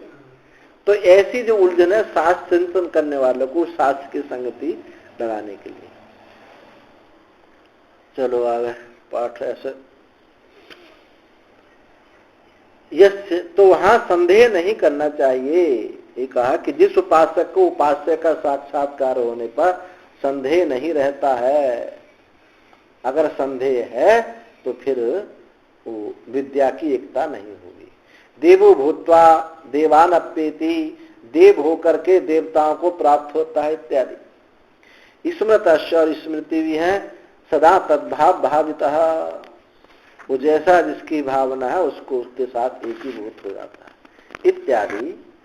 तस्माद अविशिष्ट फलानाम विद्यानाम अन्यतमादाय तत्परस्यात् यावद उपास्य विषय साक्षात्करणेन तत्फलम प्राप्तमिति इत्यादि। इसलिए अविशिष्ट फलों का, अविशिष्ट फल वाली यानी समान फल वाली विद्याओं को, उनमें से समान फल वाली विद्याओं में से उनमें से एक को लेकर के तत्पर हो जाए। राम उपासना है, कृष्ण उपासना है, ये सब इनका फल सबका एक है, तो इसमें एक को लेकर के तत्पर हो जाए। यावद उपस्य विषय साक्षात्कार तत्फलम प्राप्ति, जब तक उन उपास्य विषय का साक्षात्कार रूप से जो फल प्राप्त होना है, जब तक ये ना हो जाए तब तक उनमें से एक को ग्रहण करके तत्परता से उसमें लग जाए। और ये करता रहे कि नहीं इसको लूंगा, इसको करूंगा, इसको नहीं इसको करो, तो फिर जो है चित्त का विक्षेप प्राप्त होगा, क्योंकि फल तो उनका एक है।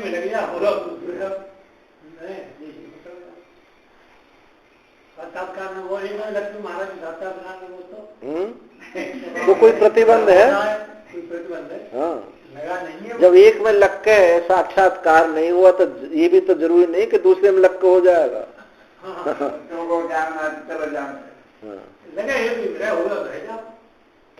आगे काम्य अधिकरण, काम्य अधिकरण में कहा कि प्रतीक उपासनाओं में विकल्प है अथवा यथेष्टता है। ये तो अंग्रह उपासना की बात प्रतीक उपासना में कहते हैं कि प्रतीक उपासना में विकल्प है या यथेष्टता है।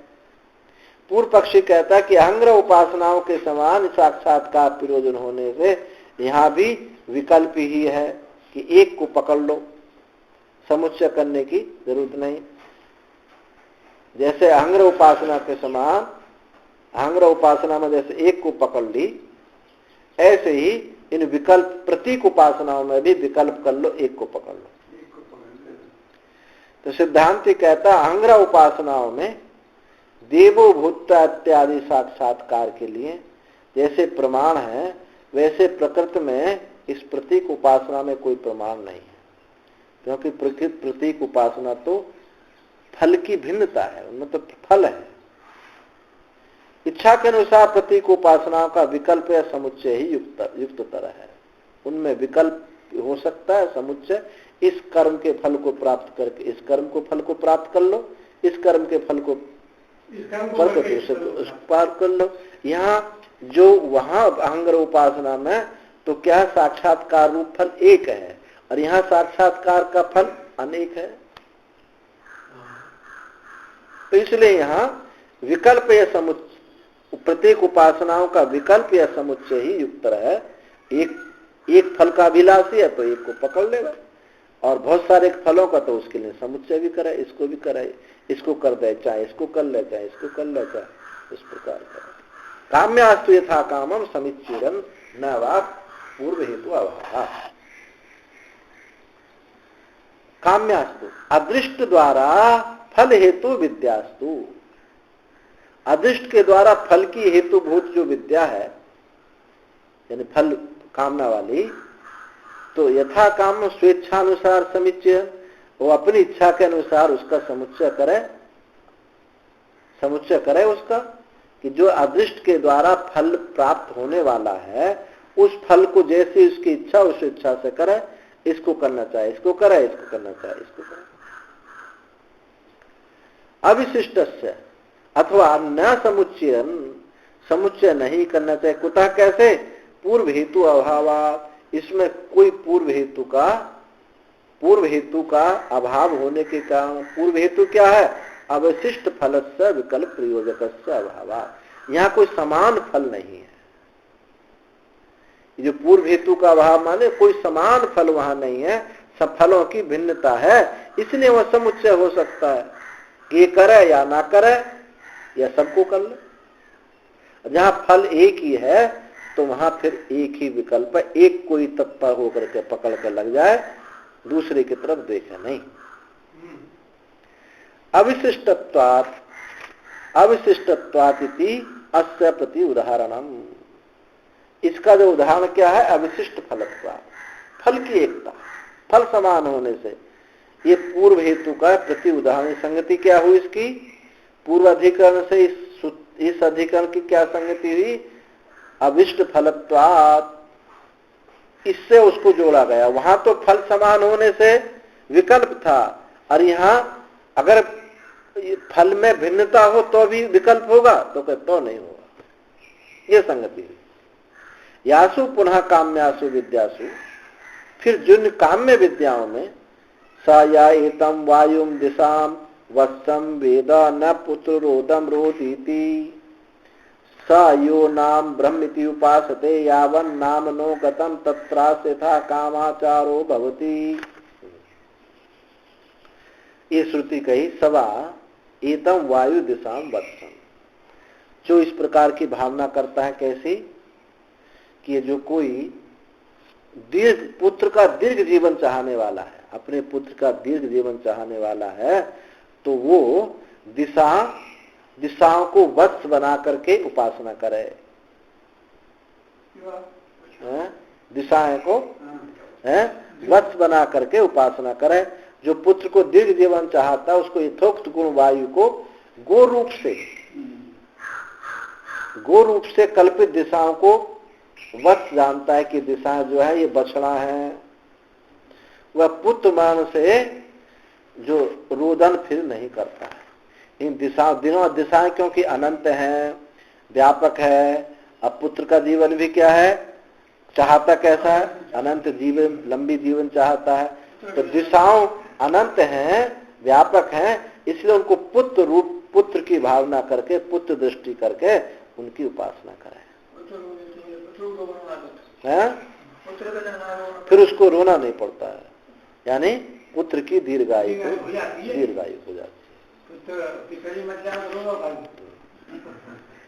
तो सयो नाम ब्रह्मिति उपासित। और वह जो कोई नाम ब्रह्म है ऐसी उपासना करता है, तो उसका तत्रास्य यथा कामाचारो भवति। तो उसका जैसे राजा का स्वयं विषय में अपने देश में अधिकार होता है, वैसे नाम में सब विषयों में यथा काम संचार हो जाता है। सकाम जैसे कि जो नाम उपासना वाले की सब उसको नाम दिखाई देगा, तो उसकी वो तत्रा से उसका स्वेच्छाचार्य हो जाएगा कि सब जगह उसका संचार हो जाता है। इत्यादि ऐसी अनेक उपासना है। इत्यादिषु क्रियावद अदृष्टेन आत्मना आत्मीय तत्फलम साधयन्तेषु साक्षात्कार अपेक्षा नास्ति। इत्यादि काम्य विद्याओं में जो क्रिया के समान अदृष्ट आत्मा से अपना फल सिद्ध करती है, ये जो है इन विद्याओं में क्रियाओं में जो क्रिया के समान, इन विद्याओं में क्रिया के समान अदृष्ट रूप से यानी आत्म रूप से आत्मीय जो फल है उनको सिद्ध करने में सिद्ध करता है। उनको साक्षात काम अपेक्षा नास्ति। वहां आत्म साक्षात करने की अपेक्षा वहां नहीं है, वहां तो फल की ही अपेक्षा। यथा कामात्रम समिच्चयन नैवा समिच्चयन पूर्व हेतु अभाव। इसलिए वह स्वेच्छाचार है। पुत्र की कामना वाला है तो पुत्र की दीर्घायु की कामना कर ले। पुत्र की कामना चाहता है तो वो पुत्रेष्टि कर्म करे। पुत्र मंत्र कर्म उपासना करे, पुत्र मंत्र कर्म करे, पुत्रेष्टि याग करे, ऐसे अनेक याग करे या कर्म करे। तो समुच्चय है, क्योंकि पूर्व हेतु का अभाव। पूर्व हेतु क्या है, अविशिष्ट फलत्वात्। फल की समानता तो यहाँ है नहीं, भिन्न भिन्न फल है, इसलिए भिन्न भिन्न फल कामने की इच्छा से कुछ भी कर सकता है। पूर्वस्य विशिष्ट फलत्वात् इति अस्य विकल्प हेतु अभाव। जो पूर्व में अविशिष्ट फल है ऐसा विकल्प का यहाँ विकल्प हेतु का अभाव है, तो यहाँ समुच्चय हो सकता है। अब जहाँ आंग्र उपासना में तो विकल्प ही होगा, एक को पकड़ के लग जाए। आगे कहते हैं यथा आश्रय भावाधिकरण। यथा आश्रय भावाधिकरण यहाँ कर्माश्रित प्रतीक उपासना का समुच्चय है अथवा अनियम है। यहाँ कहते हैं कर्म के आश्रित जो प्रतीक उपासना का समुच्चय है अथवा अनियम है। तो पूर्व पक्षी कहते कर्मों का समुच्चय होने से कर्मांग आश्रित प्रतीक उपासना का भी समुच्चय होता है। सिद्धांतिक कहना है कि ग्रहम गृहीत्वा यज्ञ पात्र विशेष ग्रहण करके आदि के समान प्रकृति में सहभाव का श्रवण न होने से स्वेच्छानुसार विकल्प या समुच्चय कर सकते हैं। इसमें स्वेच्छा विकल्प भी कर सकते हैं और समुच्चय भी कर सकते हैं। अब देखिए आगे सूत्र में पूर्व पक्ष के सूत्र हैं। पहले यथा अंगेषु यथाश्रय भाव, अंगेषु कर्मांग उद्गीत आश्रितासु विद्यासु, कर्म के जो अंग हैं उद्गीत आश्रय विद्याओं में, यथाश्रय भाव यथा कृतुषु आश्रितानाम अंगानाम समुच्चित अनुष्ठान नियम, जैसे यज्ञ में आश्रित अंगों का समुच्चय करके अनुष्ठान का नियम है, वैसे प्रकृति में भी यथाश्रय भाव, वैसे ही इस प्रकरण में यथाश्रय भाव को समुच्चय करके अनुष्ठान का नियम है। ये कुछ सूत्र किसका है? पूर्व पक्ष का है। पूर्व पक्षी ने कहा कि कर्मों का समुच्चय होने से कर्मांगाश्रित उपासनाओं का भी समुच्चय ही प्राप्त होता है। कर्मांगों का समुच्चय होने से कर्मों के आश्रित जो प्रतीक उपासना है उनका भी समुच्चय ही होगा। तो ये पूर्व पक्ष सूत्र है। कर्मांग के अंग जो उद्गीत विद्याओं में समुच्चय से अनुष्ठान का नियम है, वैसे जैसे कर्मों में आश्रित अंगों का अनुष्ठान का इसी प्रकार से वैसा उसका ही नियम करना चाहिए।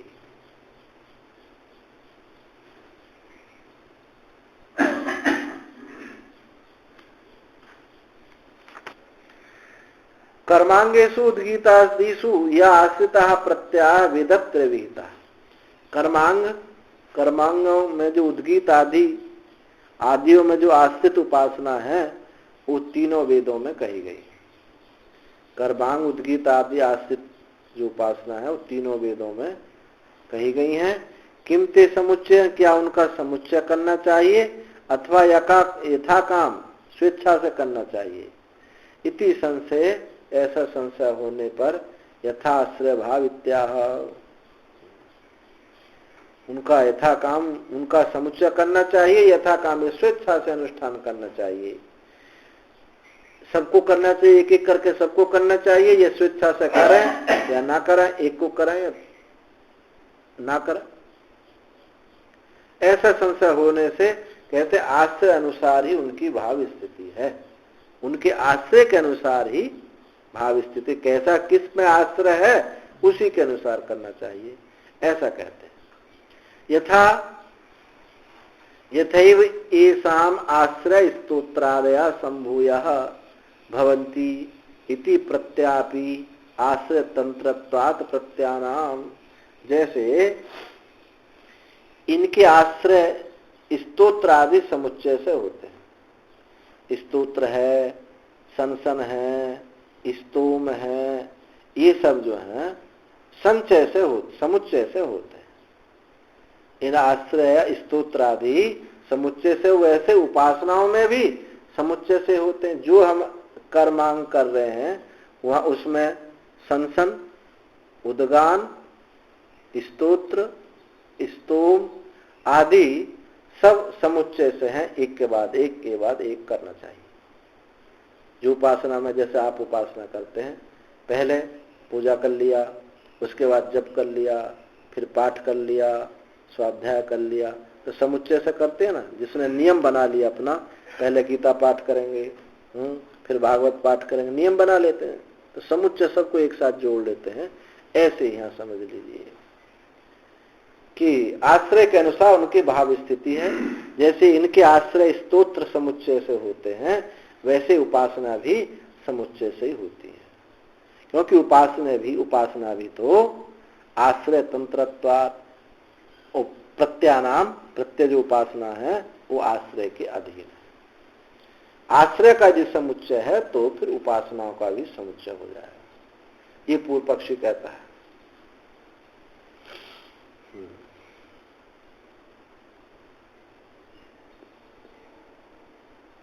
शिष्टेश्च अपि च शिष्टे शासनात् विधानात् विहितत्व अविशेषात्, यानी विधान होने से भी अंग के समान ही समुच्चय है।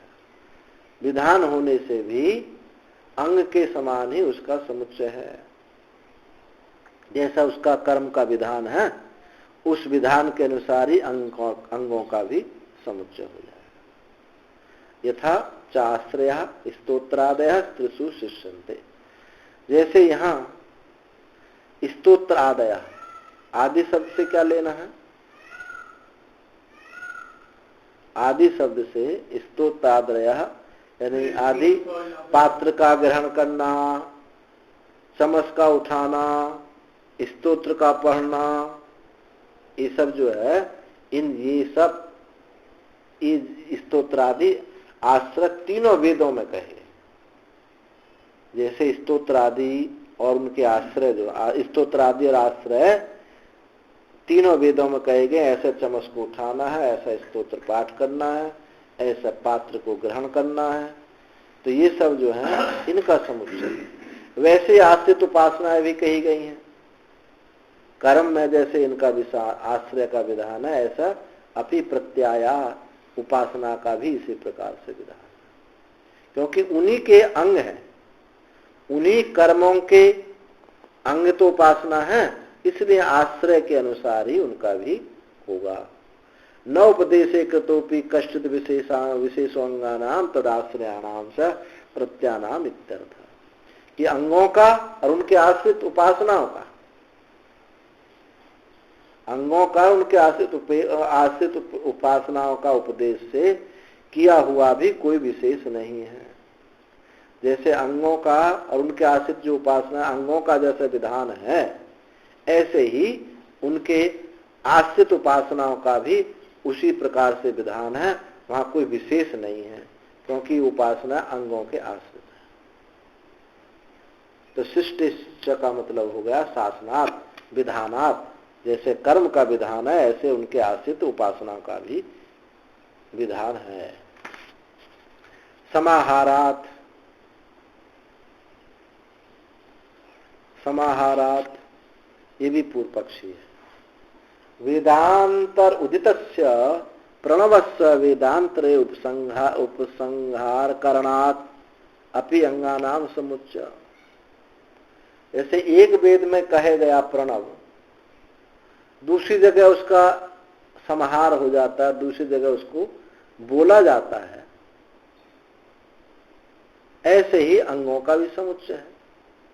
एक जगह एक कहा गया अंग, तो जैसे एक वेद में कहा हुआ प्रणव दूसरी जगह भी उसका समाहार हो जाता है, कथन हो जाता है, ऐसे ही इन उपासनाओं के अंगों का भी है, उनका भी समुच्चय हो जाएगा। भाष्य होत्री सदनाद हावई दुरूद गीतम अनुसमाहरति। ये श्रुति कहा कि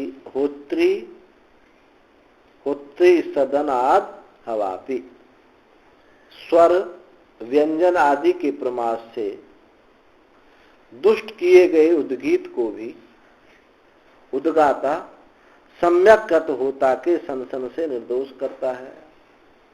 जैसे मंत्र पढ़ा, अब मंत्र में स्वर भंग हो गया, शुद्धि हो गई, व्यंजन कोई छूट गया, जैसा आप लोग उपासना करने के बाद बोलते हो, पाठ करने के बाद ना, यदक्षरम पदभ्रष्टम मात्राहीनम च भवेत् तत्सर्वम क्षम्यताम देव प्रसीद परमेश्वरः, माफी मांगते हैं। तो इसी प्रकार से यहाँ भी है, स्वर व्यंजन आदि के प्रमाद से दुष्ट किए गए उद्गीत को उद्गाता सम्यक कृत होता के सन से निर्दोष करता है। जब होता हवन करता है तो उसमें जो त्रुटि है तो वो दूर होती है।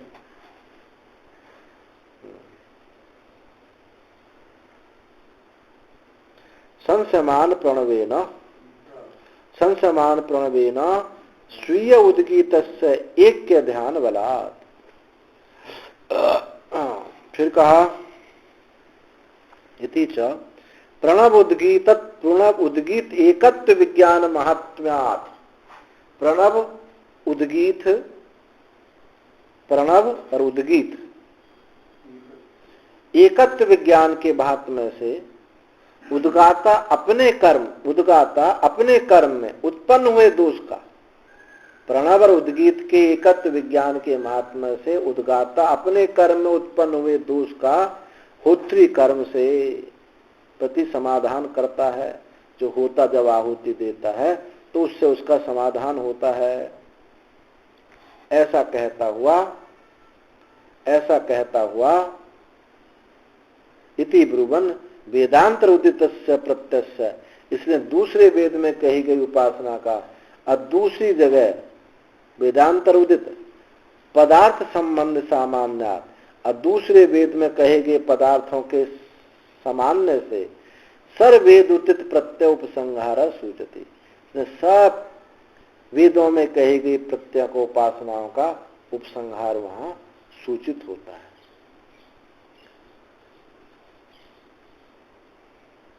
उपासना अन्य वेद में कही गई पदार्थ के साथ समान संबंध होता है, इसलिए सब वेदों में कही गई उपासना का उपसंहार हो जाता है। ऐसा लिंग देखा जाता है, ये लिंग प्रमाण है।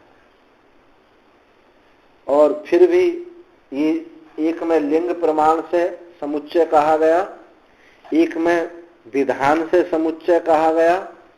62वें सूत्र में विधान करने से समुच्चय कहा गया और 63वें सूत्र में लिंग दर्शन के कि एक जगह कहा हुआ प्रणव दूसरी जगह उसकी कथन किया जाता है, जो प्रणव में गलती हो गई है संसन के द्वारा वो दोष हो जाता है। इसलिए एक वेद में कहा गया उपासना दूसरी जगह कहेगी उपासना, उनका उपसंहार हो जाता है। और 61वें सूत्र में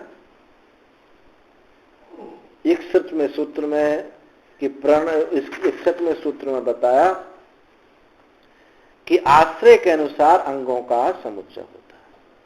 61वें सूत्र में बताया कि आश्रय के अनुसार उसके अंगों का समुच्चय होता है। 62वें सूत्र में बताया कि विधान होने से समुच्चय होता है।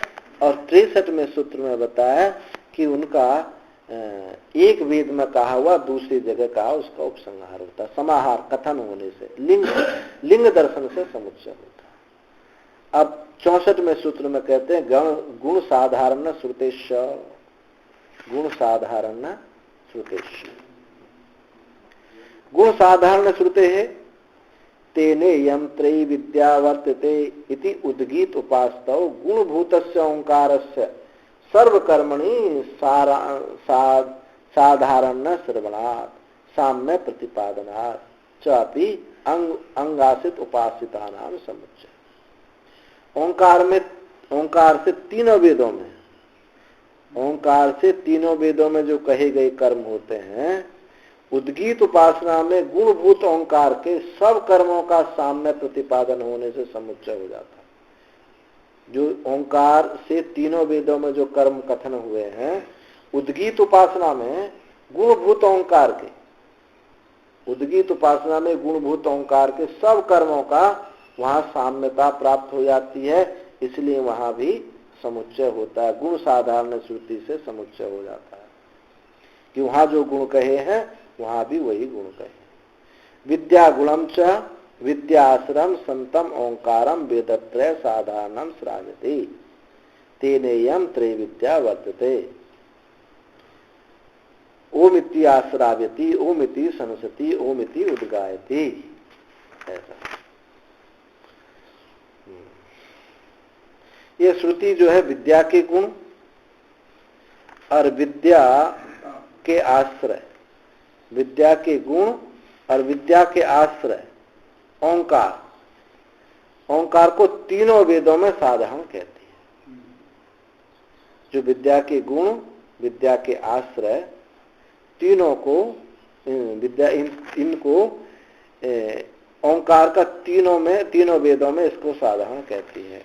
कैसे बताती है तो श्रुति देखो, तेनेयम त्रय विद्या वर्तते, वह ये तीनों विद्या में वर्तता, उससे यह ओंकार जो है यम विद्या, ये तीन जो विद्या है उनमें ये वर्तता है। प्रकट अक्षर से ऋग्वेद आदि तीनों विद्याओं के सहित कर्म प्रवृत्त होते हैं। और कैसे होते हैं? ओम इति आश्राव्यति, ओम ऐसा कह करके वो आश्रवण करता है, ओम ऐसा कह करके वो अधर्व्यू श्रवण कराता है, यानी आज्ञा देता है हवन करने की, अधर्वी हवन करने की आज्ञा देता है। फिर वो हवन करने वाला क्या कहेगा? ओम। वो क्या बोलेगा? ओम। अभी ऐसा बोला भी, ओम माने स्वीकृति होता है, ओम माने हाँ होता है। जब संस्कृत आदि बोलते हैं तो आपने ओम ओम, या अम बोलेंगे बाढ़म बाढ़म, या अम इन तीनों का एक ही अर्थ है। बाढ़म माने भी हाँ, अम माने हाँ, और ओम माने भी हाँ। तो ओम जब कहा कि ये काम करो ओम, तो ओम यानी स्वीकृति हो गई। तो अधर्वी ओम से अधर्वी श्रवण कराता है, और ओम से होता जो है संसन करता है, आहुति डालता है, ओम कह करके आहुति डालता है। इसलिए प्रत्येक मंत्र में, प्रत्येक कर्म में ओम ही है, और ओम कह करके उद्गान करता।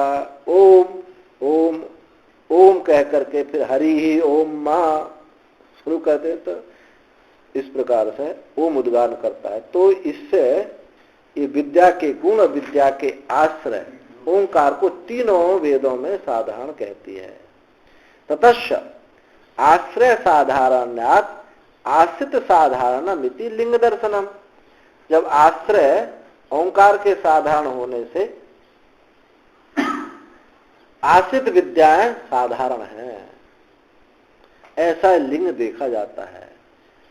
अथवा गुण साधारण श्रुतेश, गुण साधारण श्रुति दोनों में वही गुण देखे जाते हैं। यदि में कर्म गुणा उद्गीता सर्वे प्रयोग साधारणा न स्यु।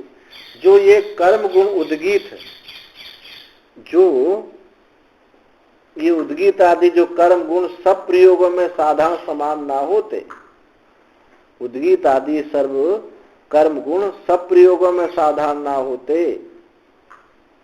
सर्व प्रयोग साधारण न स्यु न स्यात् तदाश्रयानाम प्रत्यानाम सहभाव, तो उनके आश्रित उपासनाओं का सद्भाव भी नहीं होता।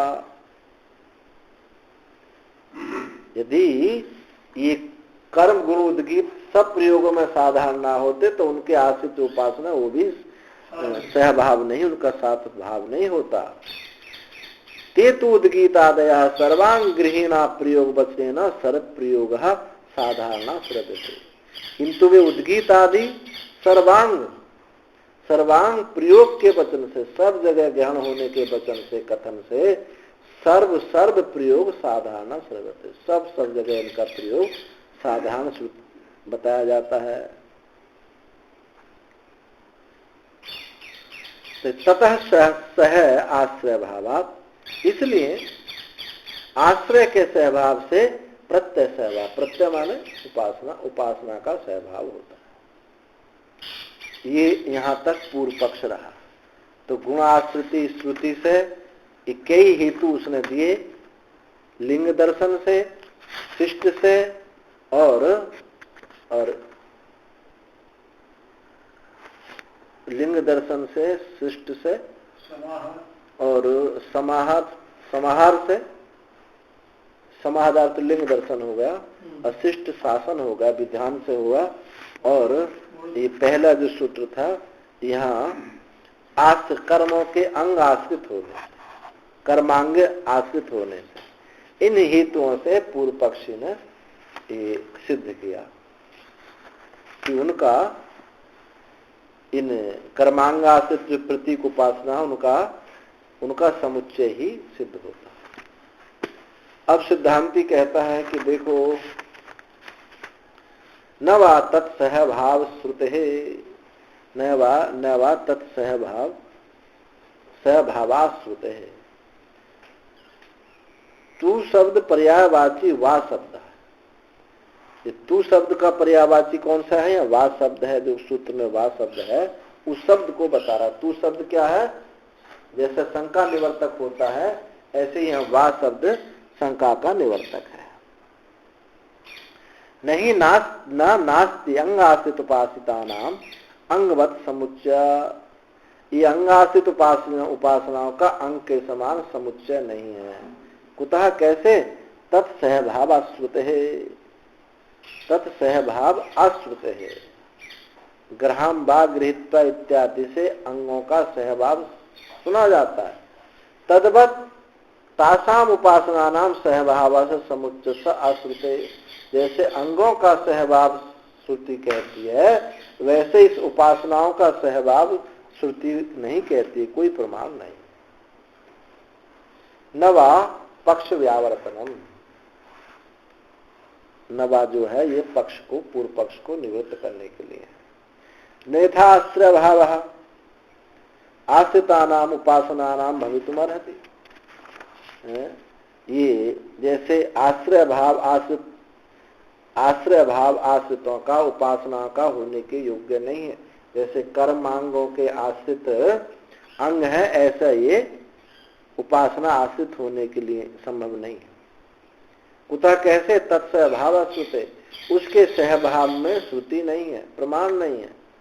यथा ही त्रिवेदी विहिता नाम अंगानाम स्तोत्रादि नाम सहभाव श्रूयते, जैसे कि तीनों वेदों में, जैसे कि तीनों वेदों में विहित स्तोत्रादि अंगों का सहभाव, स्तोत्रादि अंगों का सहभाव जो है श्रुति कहती है, वैसे इन उपासना का नहीं है। कैसे श्रुति कहती है?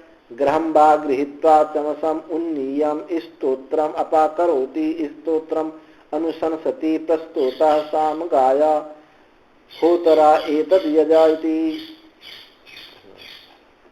कैसे? देखो, ग्रहम गृहीत्वा, इस पात्र विशेष को ग्रहण करके,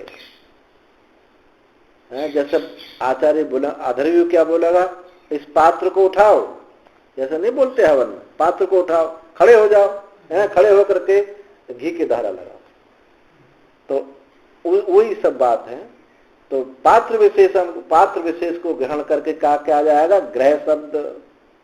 ग्रहम गृहीत्वा, पात्र विशेष को ग्रहण करके, चमस उन्नीयम, चमस को ऊपर ऊंचा उठा, और ऊंचा उठा करके स्तोत्रम अपाकरोति, ऊंचा करके स्तोत्र आरंभ करो, बोलो, स्तोत्र पाठ करो। स्तोत्र का अनुशंसन करता है, स्तोत्रम अपाकरोति, स्तोत्र का आरंभ करता है, और स्तोत्रम अनुशंसति प्रस्तोता, स्तोत्र का अनुशंसन करता है, प्रस्तोता साम गाया ही एतद होता एतद यजा, हे प्रस्तोता तुम शाम का गान करो, हे होता तुम इसका याग करो, इत्यादि से ये सब क्या हुए? उसके सहभाव हो गए। स्तोत्र, चमस को उठाना, ग्रह पात्र को उठाना, चमस को ऊंचा करना, स्तोत्र पाठ करना, ये सब उसके सब सहभाव हो गए। इत्यादि नैव उपासना सहभाव श्रुति, इस प्रकार से उपासना का कोई सहभाव नहीं है, उपासना का वहां कोई सहभाव नहीं है। शंका की, पूर्व पक्ष शंका करता है, प्रयोग वचन एवासाम सहभाव प्रापित, अरे प्रयोग वचन ही इनका सहभाव, प्रयोग वचन ही, प्रयोग विधि जो है ये उसका सहभाव प्राप्त होता है, भले ही एक एक करके नहीं होता, ये प्रयोग विधि उसका सहभाव प्राप्त होता है। तो कहते हैं ना त्रिभुम, ऐसा कहना नहीं होगा।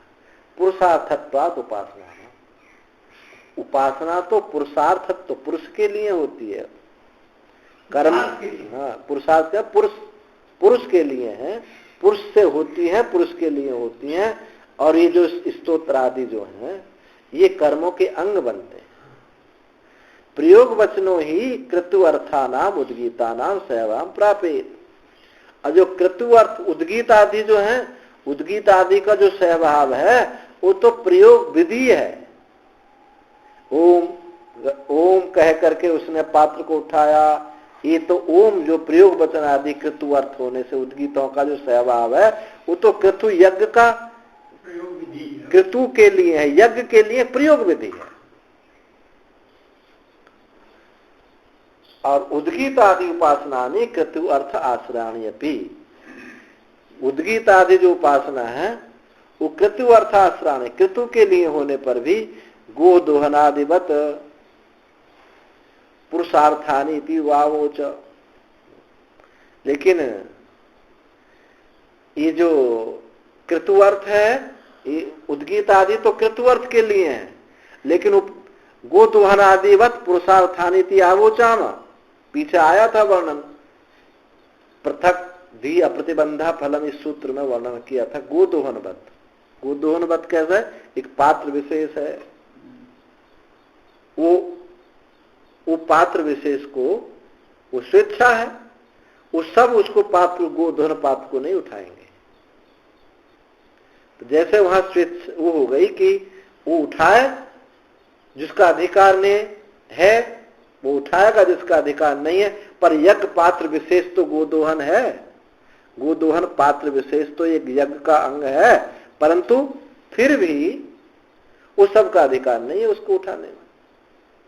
तो ऐसे ही उपासना भी अंग आश्रित होकर के भी वो स्वतंत्र फलदायी हो जाती है, उस कृतु के सहभावी नहीं हो पाती। ये कहने का तात्पर्य कृतुवताश्राणी भी गोदोहनादिवत पुरुषार्थानी इति आबूचा में ऐसा पहले कह चुके हैं। अयम एव उपदेशाश्रयो विशेषांगानाम तदालंबनानाम उपासकानाम यदा एकेषाम कृतवर्थम एकेषाम पुरुषार्थम इति। यही उपदेश आश्रय जो विशेष अंग है, अंग उनके आश्रित उपासना का उपदेश के आधार पर स्थिति यह विशेष है।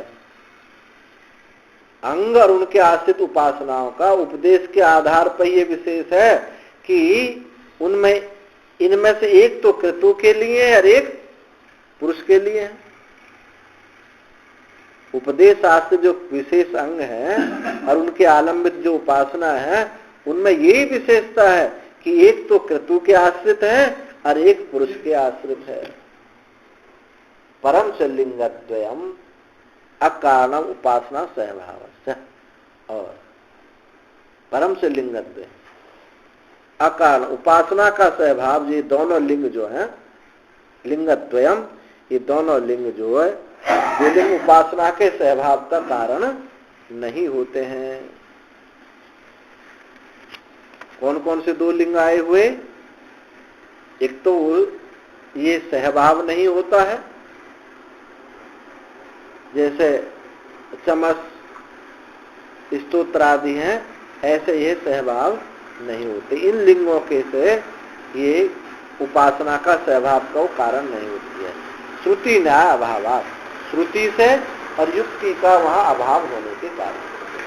न च प्रति प्रयोग आश्रय कार्त्स्न्य उपसंहारात आश्रितानाम अपि तथात्म विज्ञातुम सत्यम। प्रति प्रयोग प्रत्येक प्रयोग में संपूर्ण आश्रयों का उपसंहार होने से, प्रत्येक प्रयोग में संपूर्ण आश्रयों का उपसंहार होने से आश्रितों का भी संपूर्ण रूप से संहार हो जाता है, ऐसा नहीं समझा जा सकता। प्रत्येक प्रयोग में सब आश्रयों का उपसंहार होने से संपूर्ण आश्रितों का भी उपसंहार हो जाए, ऐसा नहीं होता। जैसे चमस स्तोत्र आदियों का सहभाव हो जाता, उपसंहार हो जाता है, ऐसे इन कर्मांगाश्रित उपासनाओं का सहभाव नहीं होता है। तथात्म विज्ञातुम सत्यम, वैसा ही जानने के लिए शक्य है।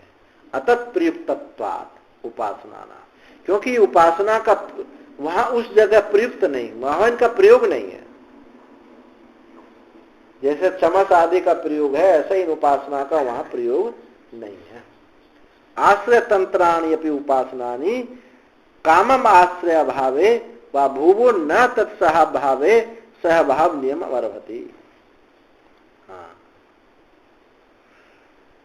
ये जो उपासना है, आश्रय के आधार पर स्थित उपासना है। आश्रय के आधार पर जो स्थित उपासना, आश्रय के अभाव में भले ही ना हो, आश्रय तंत्राणि उपासनानि, जो आश्रय के अधीन उपासना है, कामम आश्रय अभाव है, उस कामना के आश्रय के अभाव होने पर भले ही ना हो, परंतु तू आश्रय सहभाव स्वभाव नियम अर्हति, परंतु आश्रय के सहभाव से उनका सहभाव का नियम नहीं हो सकता। आश्रय के सहभाव से सहभाव का उस सहभाव को ही प्राप्त हो, ऐसा नियम नहीं हो सकता। क्यों नहीं हो सकता है? क्योंकि इसमें कोई प्रमाण नहीं है, कोई श्रुति प्रमाण नहीं। तत्सहभाव अश्रुते है, उसके सहभाव में कोई श्रुति प्रमाण नहीं है। इसलिए यथा तस्माद यथा काममेव उपासनानि अनुष्ठेयन्, इसलिए यथा काम स्वेच्छा से उपासना करें, स्वेच्छा से उपासना करे, इसको करे या उसको करे या ना करे, क्योंकि वो कामना के आधार पर है। दर्शनाच और दर्शनाच एक सूत्र और है, एवं विद्धा वही ब्रह्मा इत्यादि श्रुति में अंगाश्रित उपासिता नाम समुच्चय अभावस्य दर्शनात्। इस श्रुति में आश्रित उपासना का समुच्चय का अभाव दिखाया गया है। न तासां समुच्चय शंका अवसर, समुच्चय की शंका का अवसर नहीं। क्या श्रुति है दिखाएंगे, देखो। दर्शती च श्रुति असहभावम प्रत्यानाम, उपासनाओं का श्रुति उनको सहभाव नहीं दिखाती है। क्या श्रुति है? एवं विधा वही ब्रह्मा यज्ञम यजमानम सर्वांश्रित्युजो अभिरक्षति, ऐसा जानने वाला ब्रह्मा यज्ञ का, यजमान का और सब ऋतुजों का रक्षण करता है। एक यज्ञ में एक ब्रह्मा होता है, जब यज्ञ होता है तो एक ब्राह्मण यज्ञ में बैठा रहेगा, कुछ बोलता नहीं है। कहते ना हमने ब्रह्मा बना दिया इनको, अब इनको चुपचाप बैठे रहे, अब वो देखते रहो बस, सर्वेक्षण करता रहेगा कि किसने क्या गलती करी है। तो उसी के विषय में कहा, ऐसा जानने वाला ब्रह्मा यज्ञ का, यजमान का और सब ऋतुजों का वो रक्षण करता है। जो त्रुटि करता है उसको वो बता देता है, समझा देता है, ऐसे इशारे से बोलेगा ना, इशारे से एक गलती की है तो।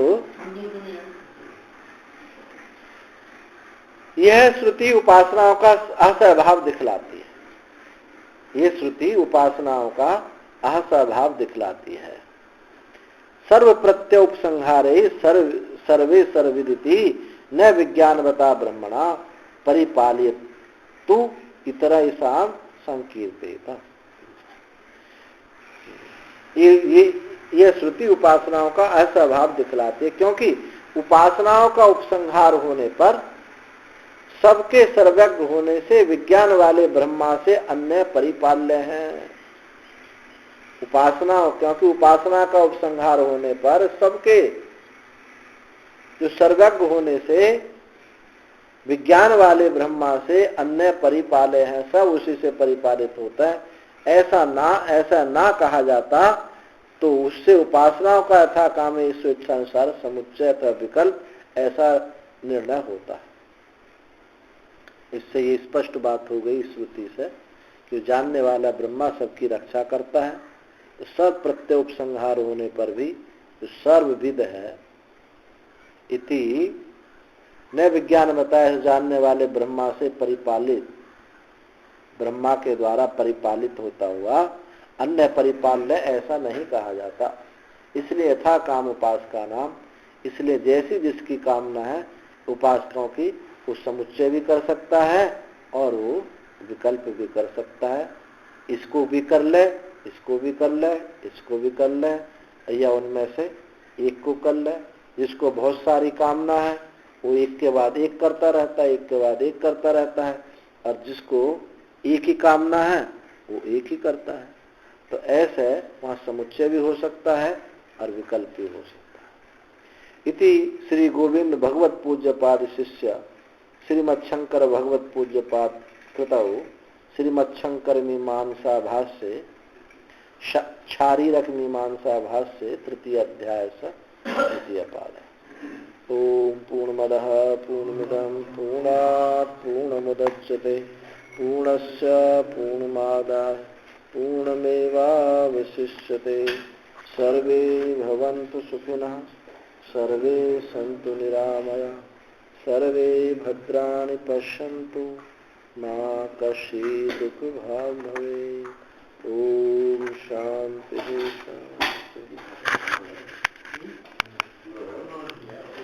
शांति।